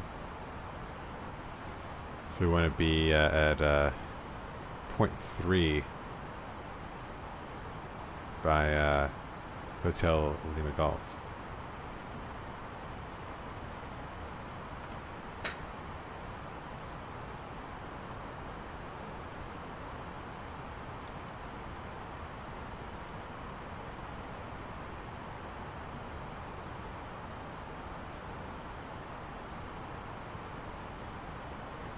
We are slowly slowing down. Will we get to that point by then?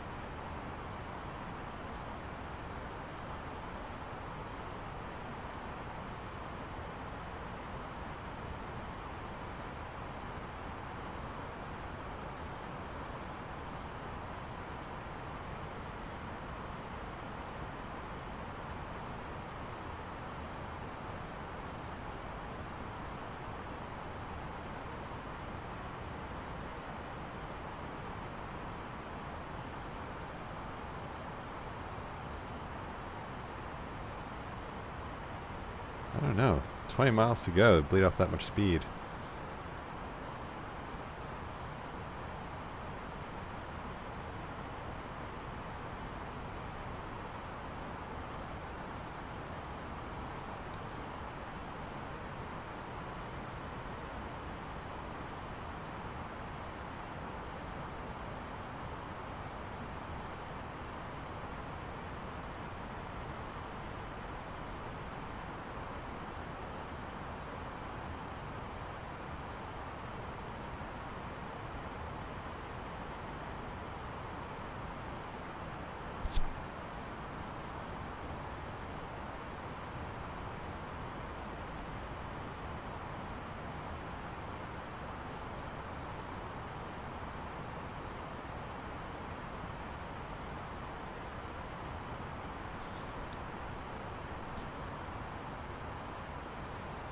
Yeah, I'm worried we screwed ourselves a little bit, but we'll see how we go.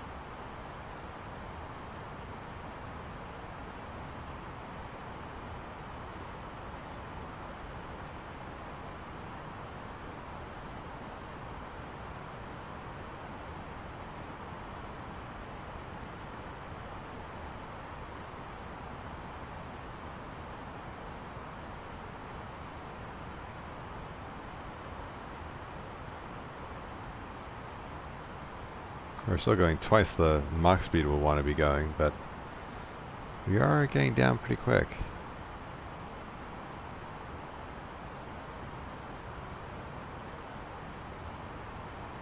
And as we slow down, that's arrival time is creeping up a bit. So it says now we're arriving in 9 minutes, but that will continue to extend as we slow down.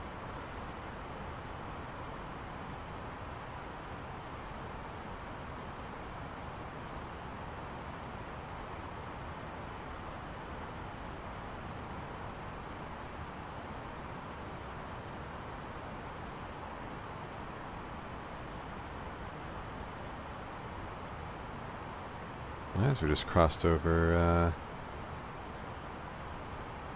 the NDB, I'll switch over to VOR1 and ADF2.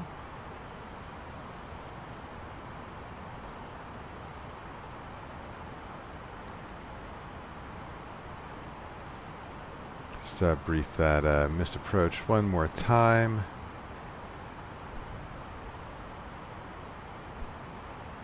So 4,000 will be the climb out.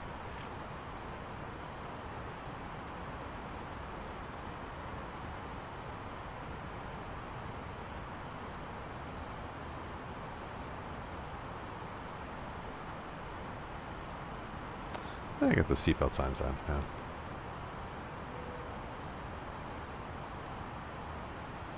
We're inbound Putin. Look at that. What a waypoint.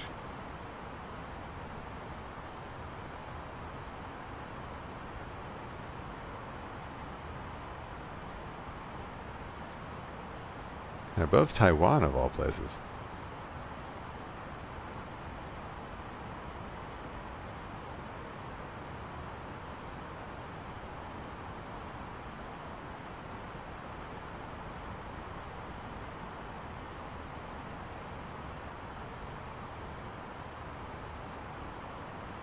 Quick peek outside. And of course it looks amazing.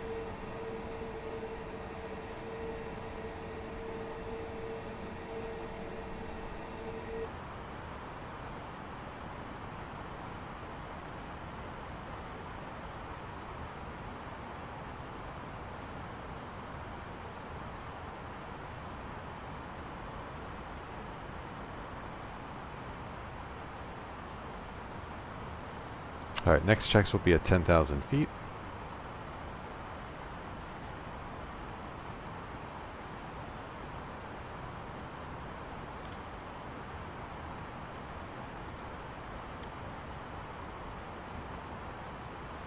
It's going to be a quick approach.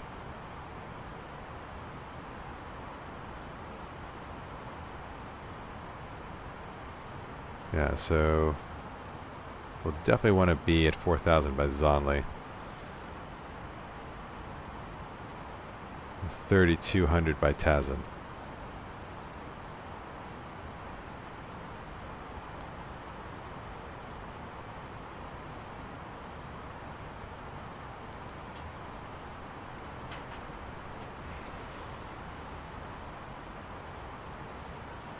There are no speed restrictions from what I recall. No.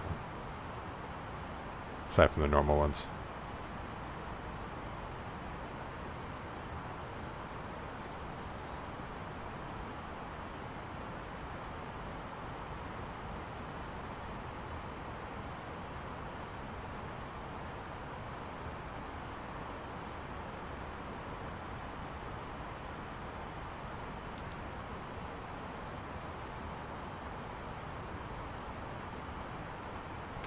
Alright, so we'll be at Zonley in 2 minutes.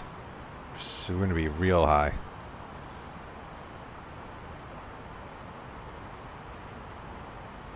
We'll get the speed brakes engaged once we slow down at 250. There we go.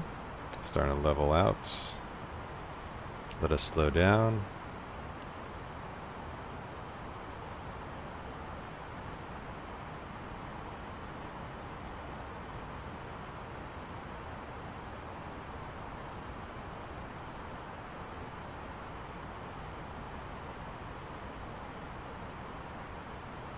Get those landing lights on.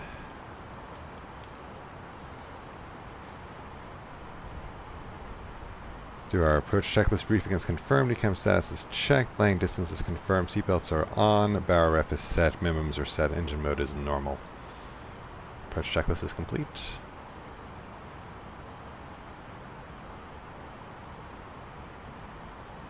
I'm actually going to get us to green dot speed at this point, so we'll activate the approach. Oh, sorry, not there. We'll activate the approach.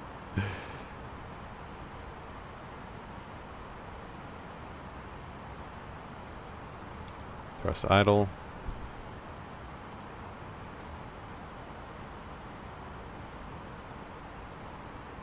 And once we get to green dot, we'll expedite this descent. We may have to go mist if we can't get low enough by TASM. So if anyone's just joining, we decided to descend per the flight plan from SimBrief, like as written, versus doing our own calculated top of descent. And we are now paying the consequences of that foolish decision to test that out. But we'll see if we can still save this approach. Alright, speed brakes are deploying.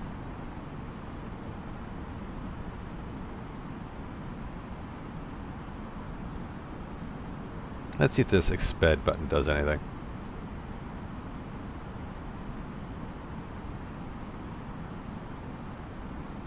Do we get a better descent rate?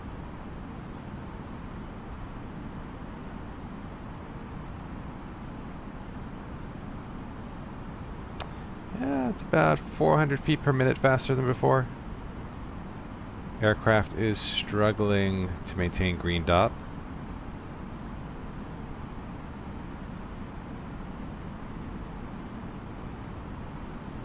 But it will get us down there in about 2 minutes. And that will be right on time.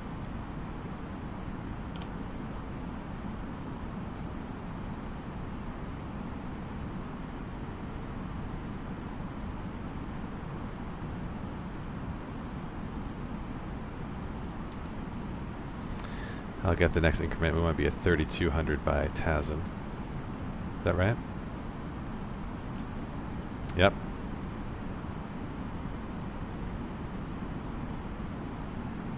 Yeah. Oh, yeah. Now we're descending like a mofo, but we're just going too fast.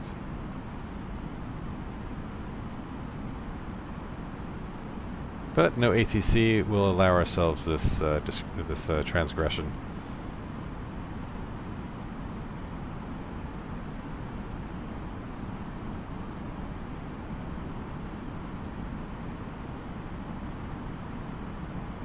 There's the other international airport.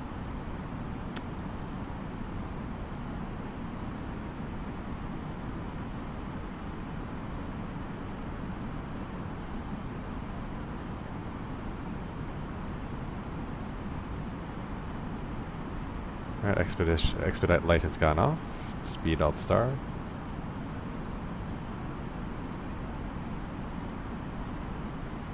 And we want to intercept our approach fix at like roughly 2100. So turn the landing system on now.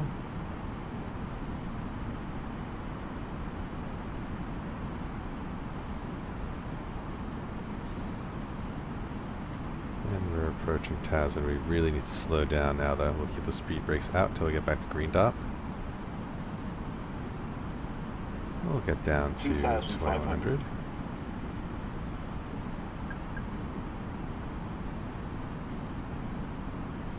We'll activate the approach, autopilot 2. 2,500. Radio altimeter is alive.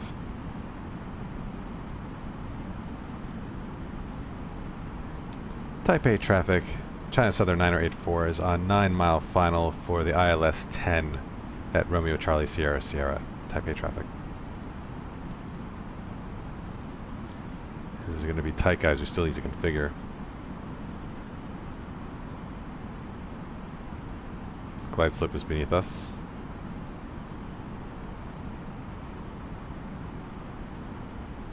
If we're not in a better state, in a couple miles, we're going to have to go mist. We're actually going to have to go mist approach. We're way above the glide slope. Speed check, flaps 1.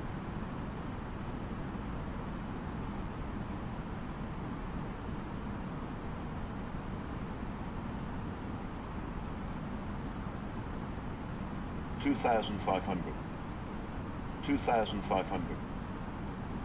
Yeah, no guys, we're too high. 2,500.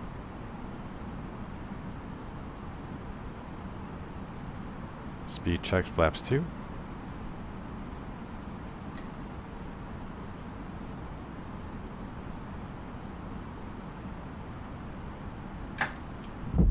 Gear down. Yeah, no guys, that's not going to happen.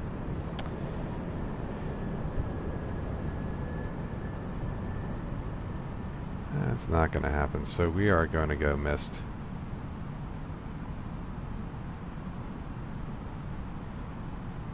Taipei traffic, China Southern 9084, we're going missed approach. Taipei traffic.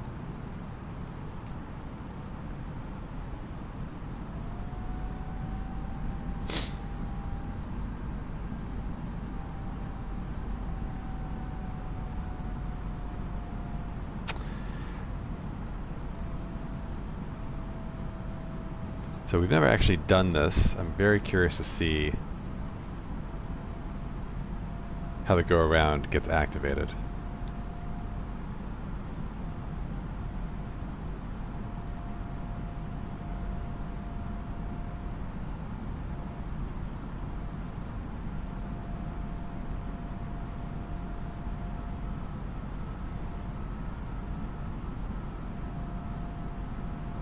So we know the misapproach procedure. We'll have to climb to 4,000.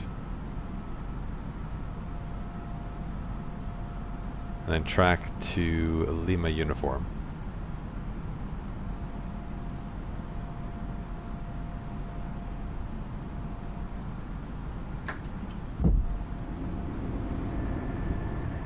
And we'll keep this heading.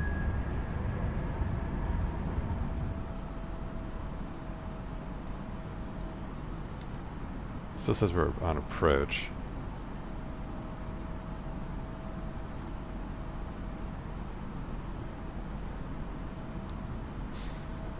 We'll keep this heading until 3.2 miles past the VOR. We're just passing it now.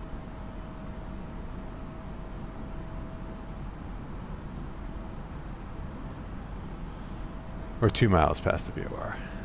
And then we'll track direct. Let's start our climb.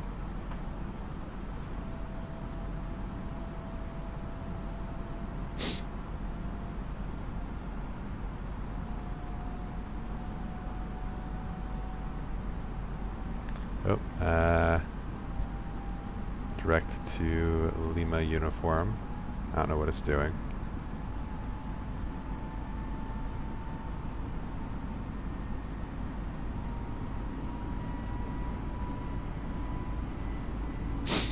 $2,500.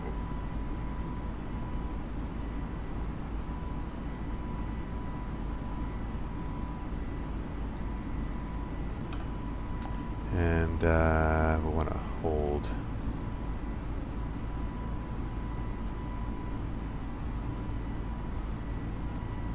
And a right turn hold? Yes, it is.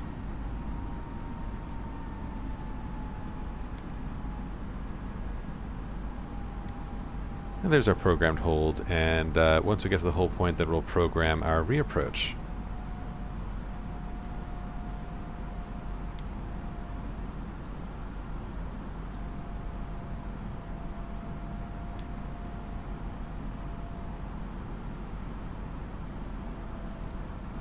Look at the terrain around us. At 4,000 feet, we are clear of it.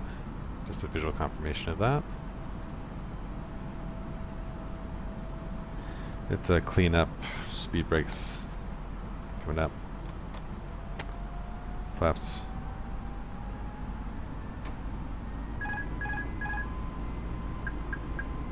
Retract the flaps too quick, but that's alright. We're keeping a pace.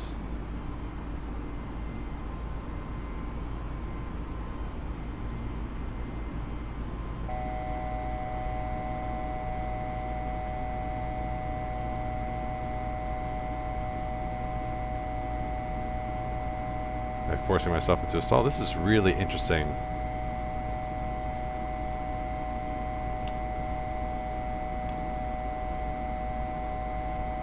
Toga lock.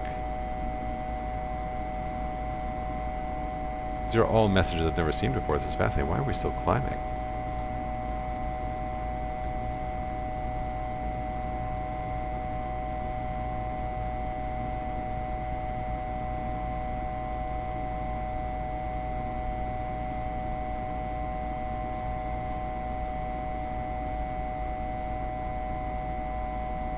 Took it off autopilot.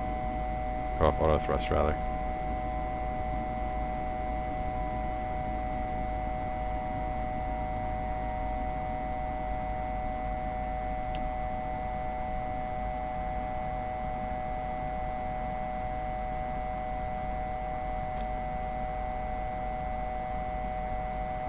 Sorry for the alarm, guys.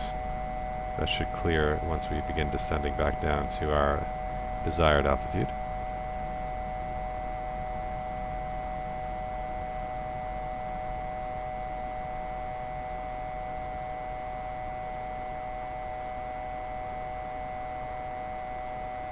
That was very strange. I'm not exactly sure what happened there.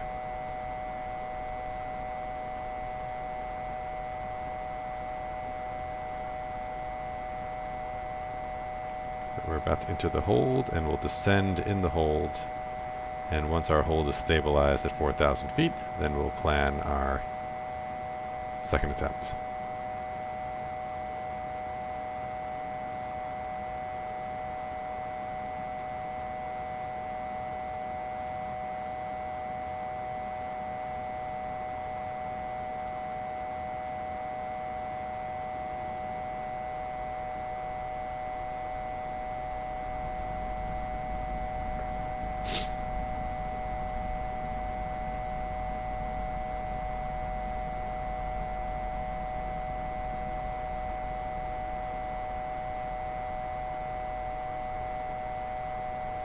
Alright, something interesting else is happening right now. The MiCDO is not following the hold.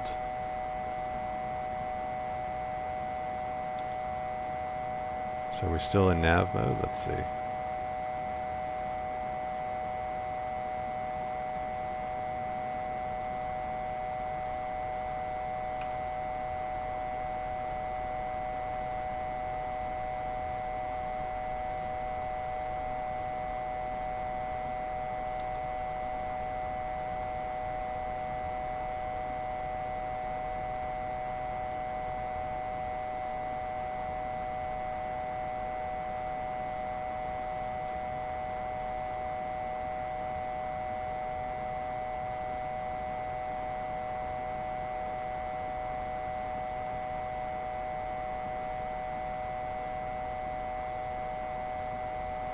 Alright, so the nav needs to be, it seems to be all messed up here. So let's exit that.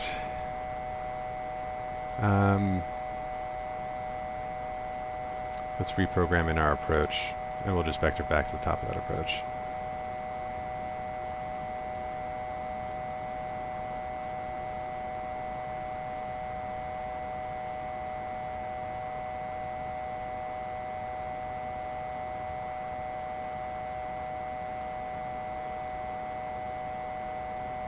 Actually, let's clear all this out, because it seems to be pretty confused.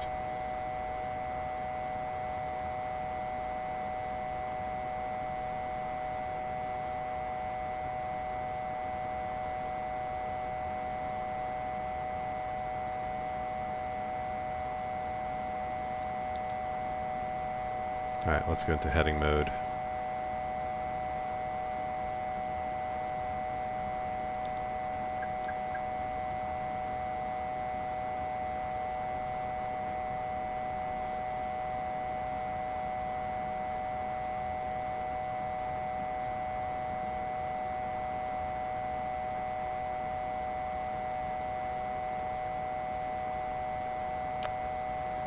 Now I can't even... This is a mess.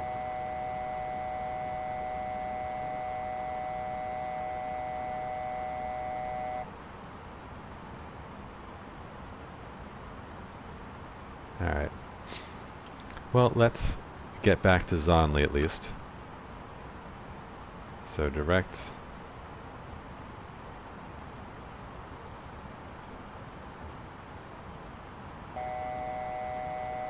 What now?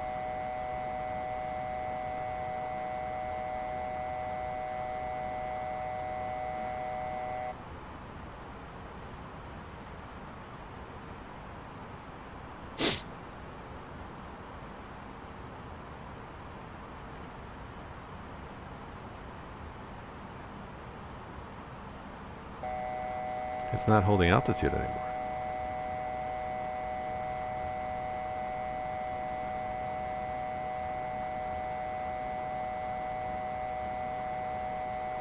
I think we've completely bugged out the mod.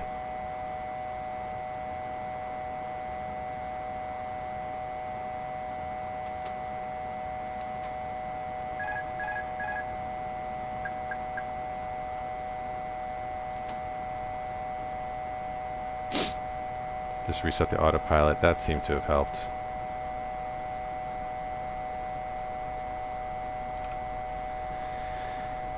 Alright, now what? Arrival, ILS 10. 1 Zulu, Zonley. Insert. There we go. So we'll just clear these extra ones.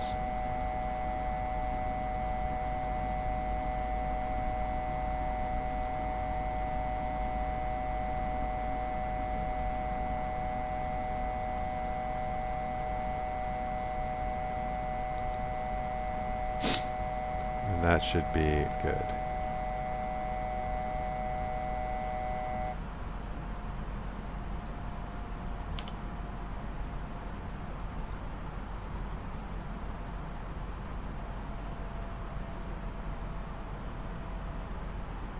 So it looks like we're going to overfly the airport and then do a couple of hard turns. So before we get to Zonley, first of all, what altitude do we want to be at Zonley? We want to be at 4,000. We'll definitely get into descent phase before then. Man, what a shit show. Jeez.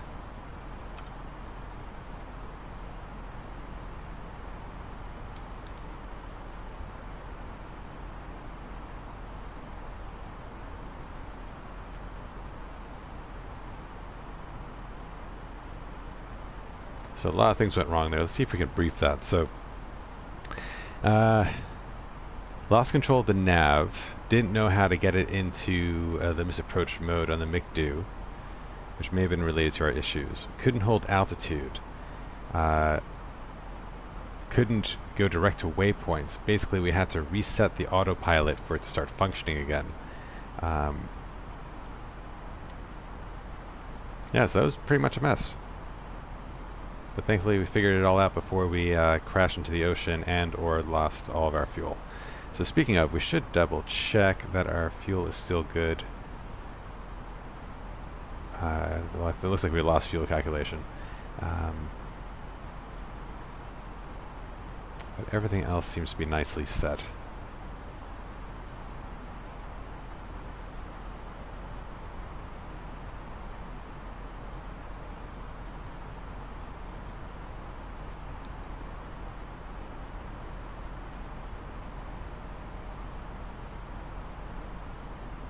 So we're still on approach mode, we're still hanging at green dot speed.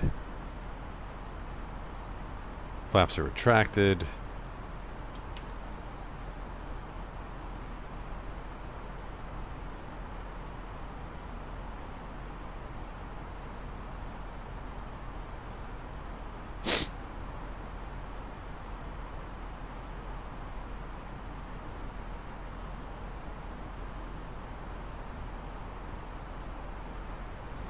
Alright, so for this bit,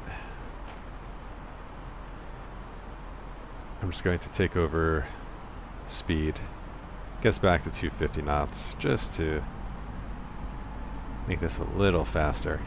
We got 30 miles to go before we kind of turn base to final.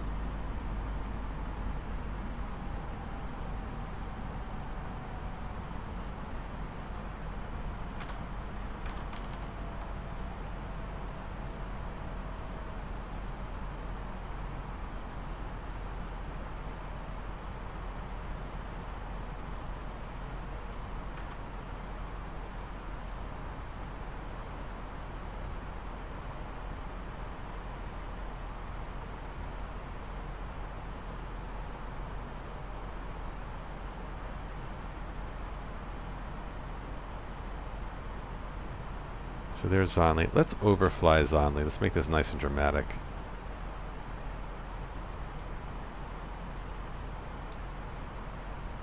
There we go.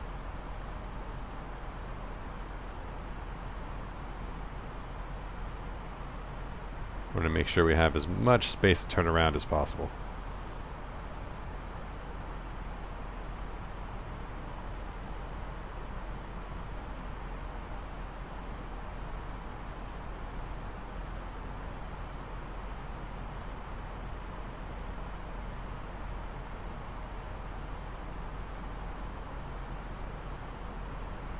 In happier news, we'll get a better view of Taipei on the way in. Let's make sure our QNH is still valid. It is.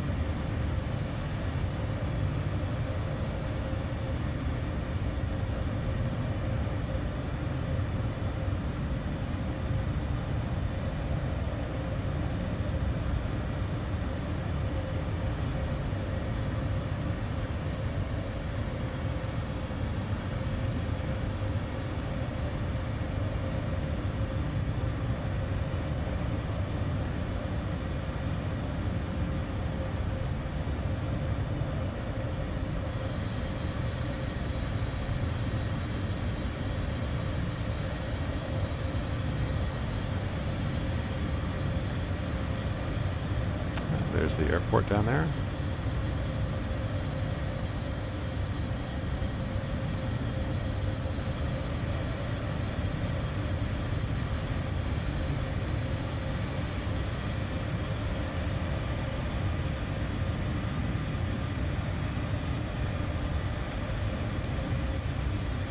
Taipei Tower down there.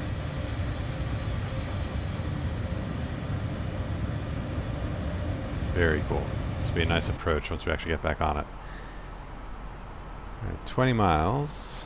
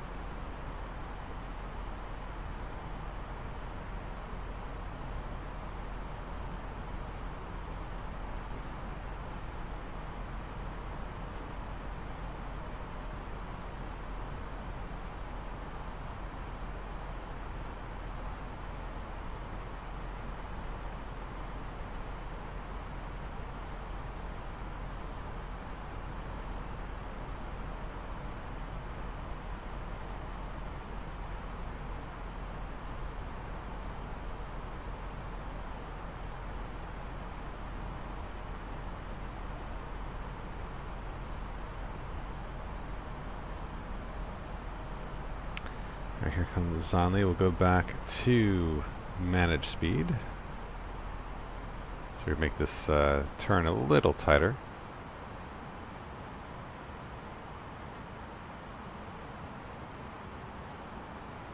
And we'll want to get to 3,200 feet once we cross Zonley.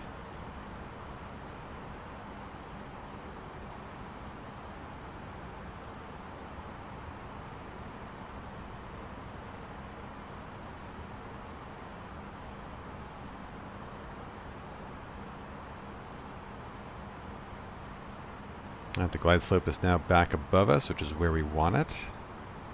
We do want to intercept it from below.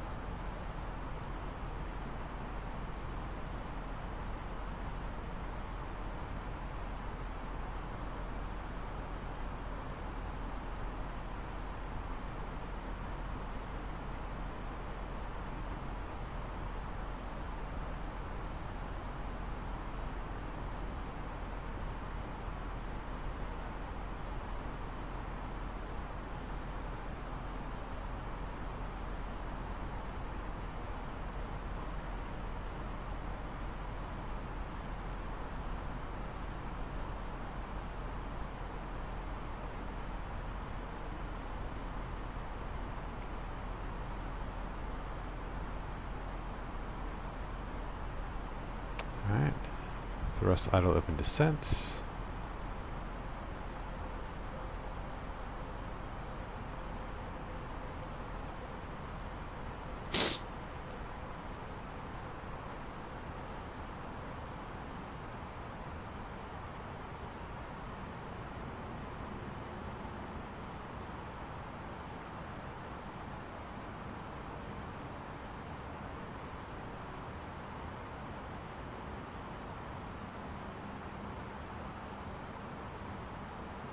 Speed alt star.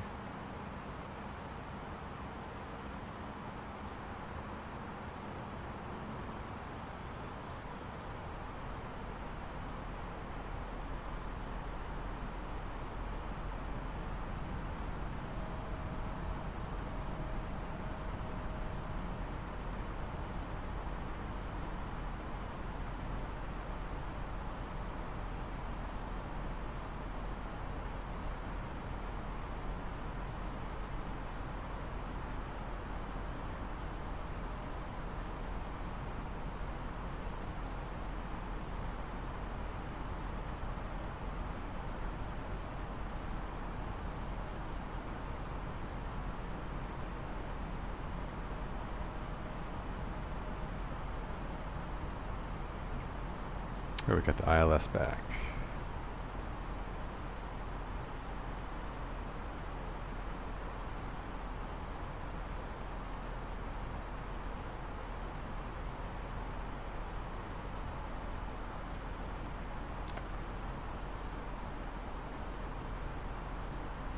So after this next waypoint, which we'll get to in a minute, we'll get down to 2,100 feet where we'll intercept with the ILS. And I think at this point we'll start configuring about 17 miles out. Speed checked, flaps 1.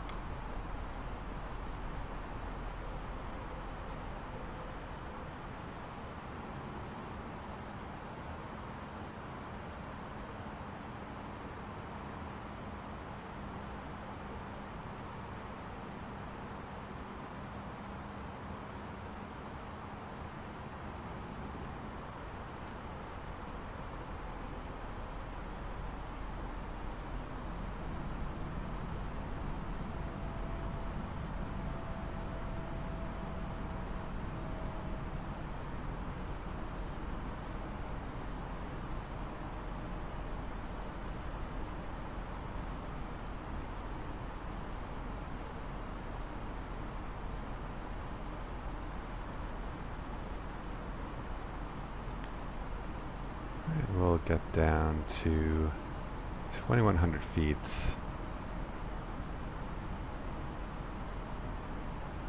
Now. Speed checked, flaps 2.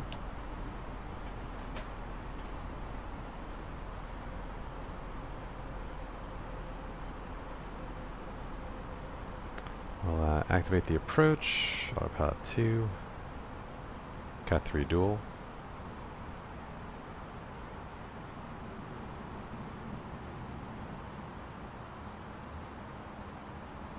$2,500.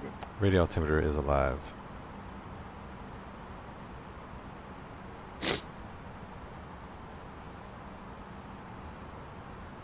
Ready a much more stable approach than the first attempt. Gears coming down, ground spoilers are armed.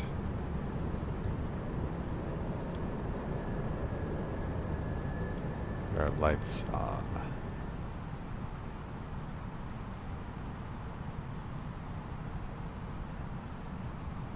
Lodestar.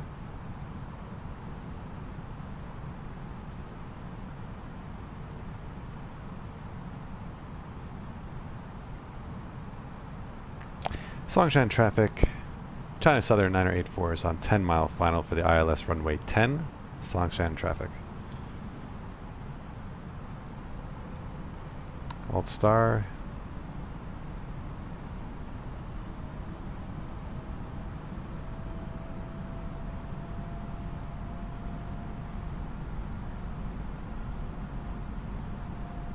Alt. Loc.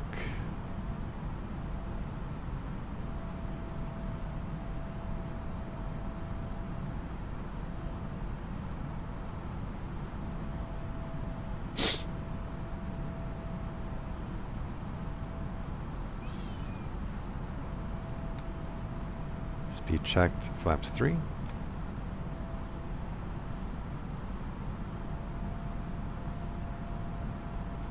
And flaps full. Okay, the cabin crew. Landing checklist. Cabin crews advised. Auto throttles and speed. Auto brake is set to low. ECAM memo landing, no blue. Landing checklist is complete.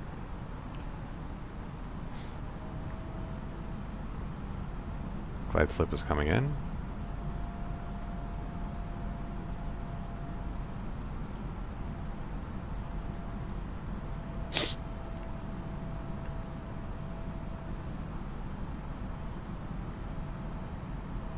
Can't quite see the runway yet. It's right behind the haze of that cloud.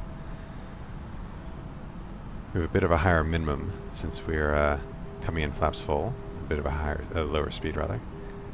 Glide slope star.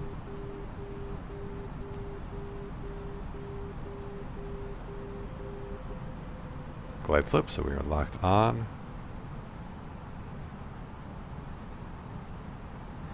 And we'll set our misapproach altitude again if we need it. That's 4,000 feet.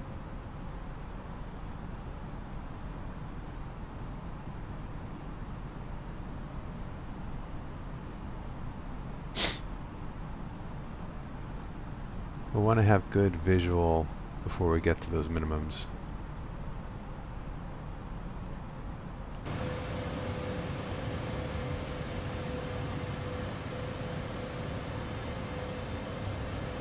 There it is.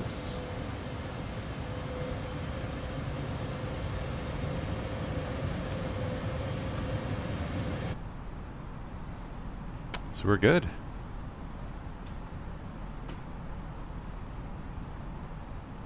There's a little gusty on the way in.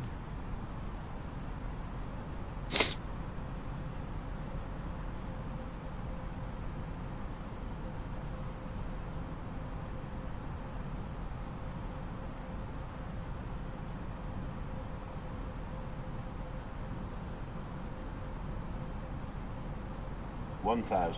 1,000. Going manual.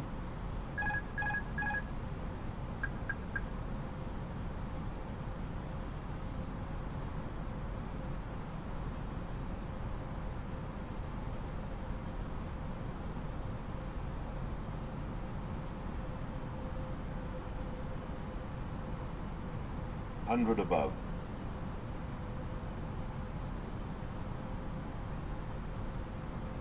Minimum. Continue.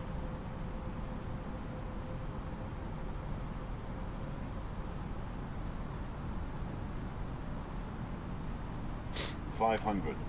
And my eyes dart between 500. that sight picture 500.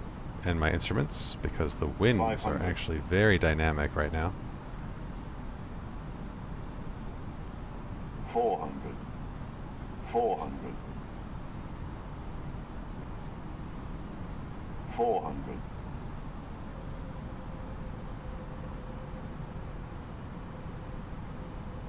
300.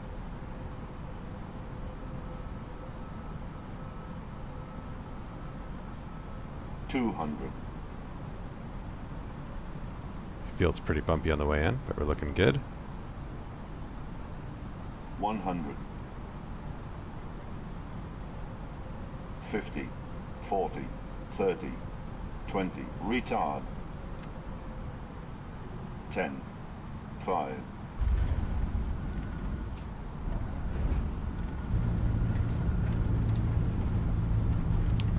Reverse green. Rolling out. Decel.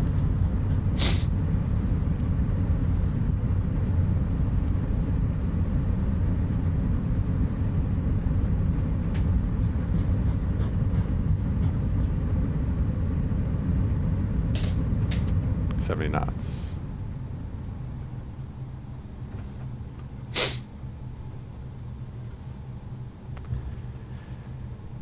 Not terrible, not great.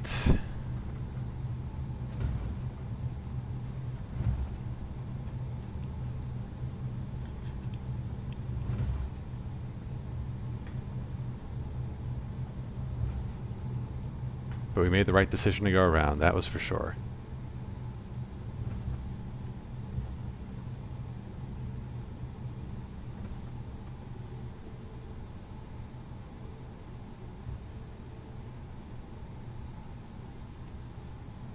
Alright, so we're on Echo. We'll stay on Echo until the apron. Sonshan traffic, China Southern 9084 is clear of runway 10. Sonshan traffic. As we roll through here, we'll just clean up.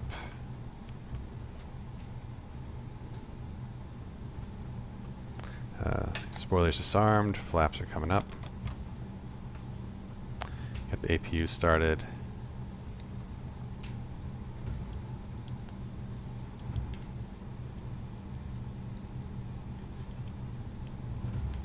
Lights look good. Just follow Echo all the way down. See to auto, TCAS to standby. Radars are coming off. So after landing checklist, flaps are retracted, spoilers disarmed, APU is on, radar is off, pointer system is off. We'll do 2 engine taxi, packs are staying on after landing checklist is complete.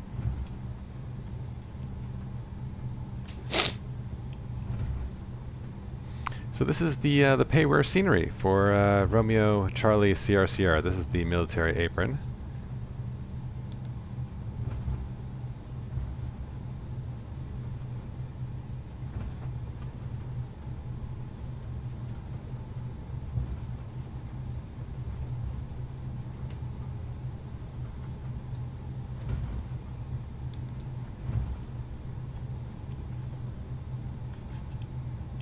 Slow down a bit because we're about to enter high-speed taxi realm.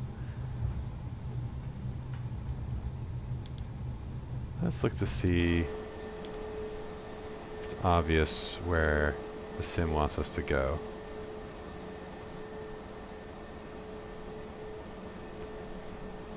Usually there's a stand with like the stock services, you know, that's the one you should pull into. But not seeing it.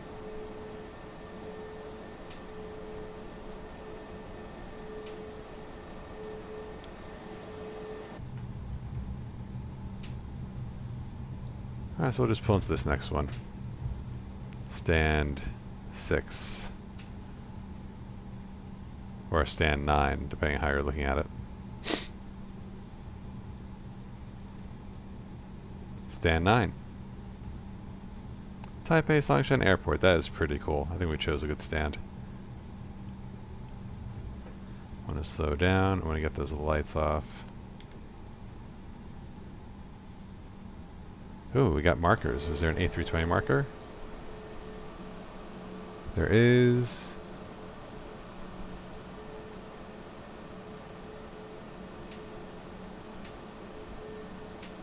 And boom. Close enough. Parking brake engaged. APU is available, so we can shut those engines down. And seatbelt signs are off.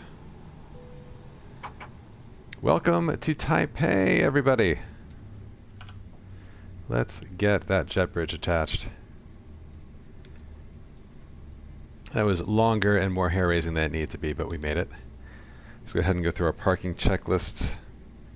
Electric pump is off. APU bleed. We'll kick that on for now. Engines are off. Seatbelts are off. Exterior lights are as required, so beacon can come off. Strobes can come off. Parking brake is activated. Parking checklist is complete. So next, let's get that external power attached. We'll assume folks have deplaned, so we'll get the APU off. And we'll start preparing for securing the aircraft. We've got the emergency exit lights and no smoking lights off. You can turn off the fuel pumps at this point. Crew supply can come off. We can start shutting down the IRSs. And that looks good for now.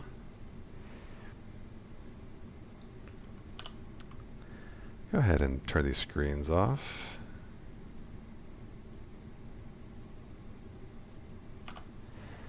Shut down the glare shield.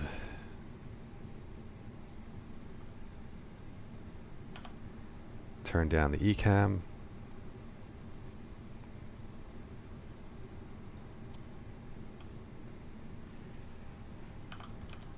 Get our radios off. Confirm engine masters are off. Engine mode is normal. We can turn off our squawk. Flaps and speed brakes look good. Rudder trim is all set. Parking brake is set. So that's all set. So securing the aircraft checklist. Brake temperature is good. IRSs are off. Oxygen is off. APU bleed is off. Emergency exit lights are off. Signs are off. APU is currently shutting down. So at this point, once the APU comes off, we'll get the rest of the power up. In the meantime, let's take a look at this airport and this scenery. So this is actually pretty awesome. Get that drone. Oof. Drone cam was all wonky. But take a look at Taipei City from here. It's pretty cool. Taipei Tower, the famous tall skyscraper in the middle of downtown Taipei. I didn't realize how much natural beauty was around Taipei. Lots of mountains, lots of terrain around the airport. Pretty cool stuff. And there we are down there. Alright, that APU is still shutting down. Oh, that looks like it just turned off, so we can go back inside, finish the checklist, and call it a night. So all there is left to do is shut down, turn off the nav and logo lights, turn off the batteries, and disconnect external power. And there we go. Plane is shut down. We are all done for the evening. Thanks for joining us for the flight. It was cool to try out the missed approach procedure, even though we lost control of our autopilot for a while, but we figured it out. And yeah, I think next time we are heading to Shanghai. Another relatively short flight. So looking forward to that. But until then, safe travels. This is Mike November Whiskey signing off.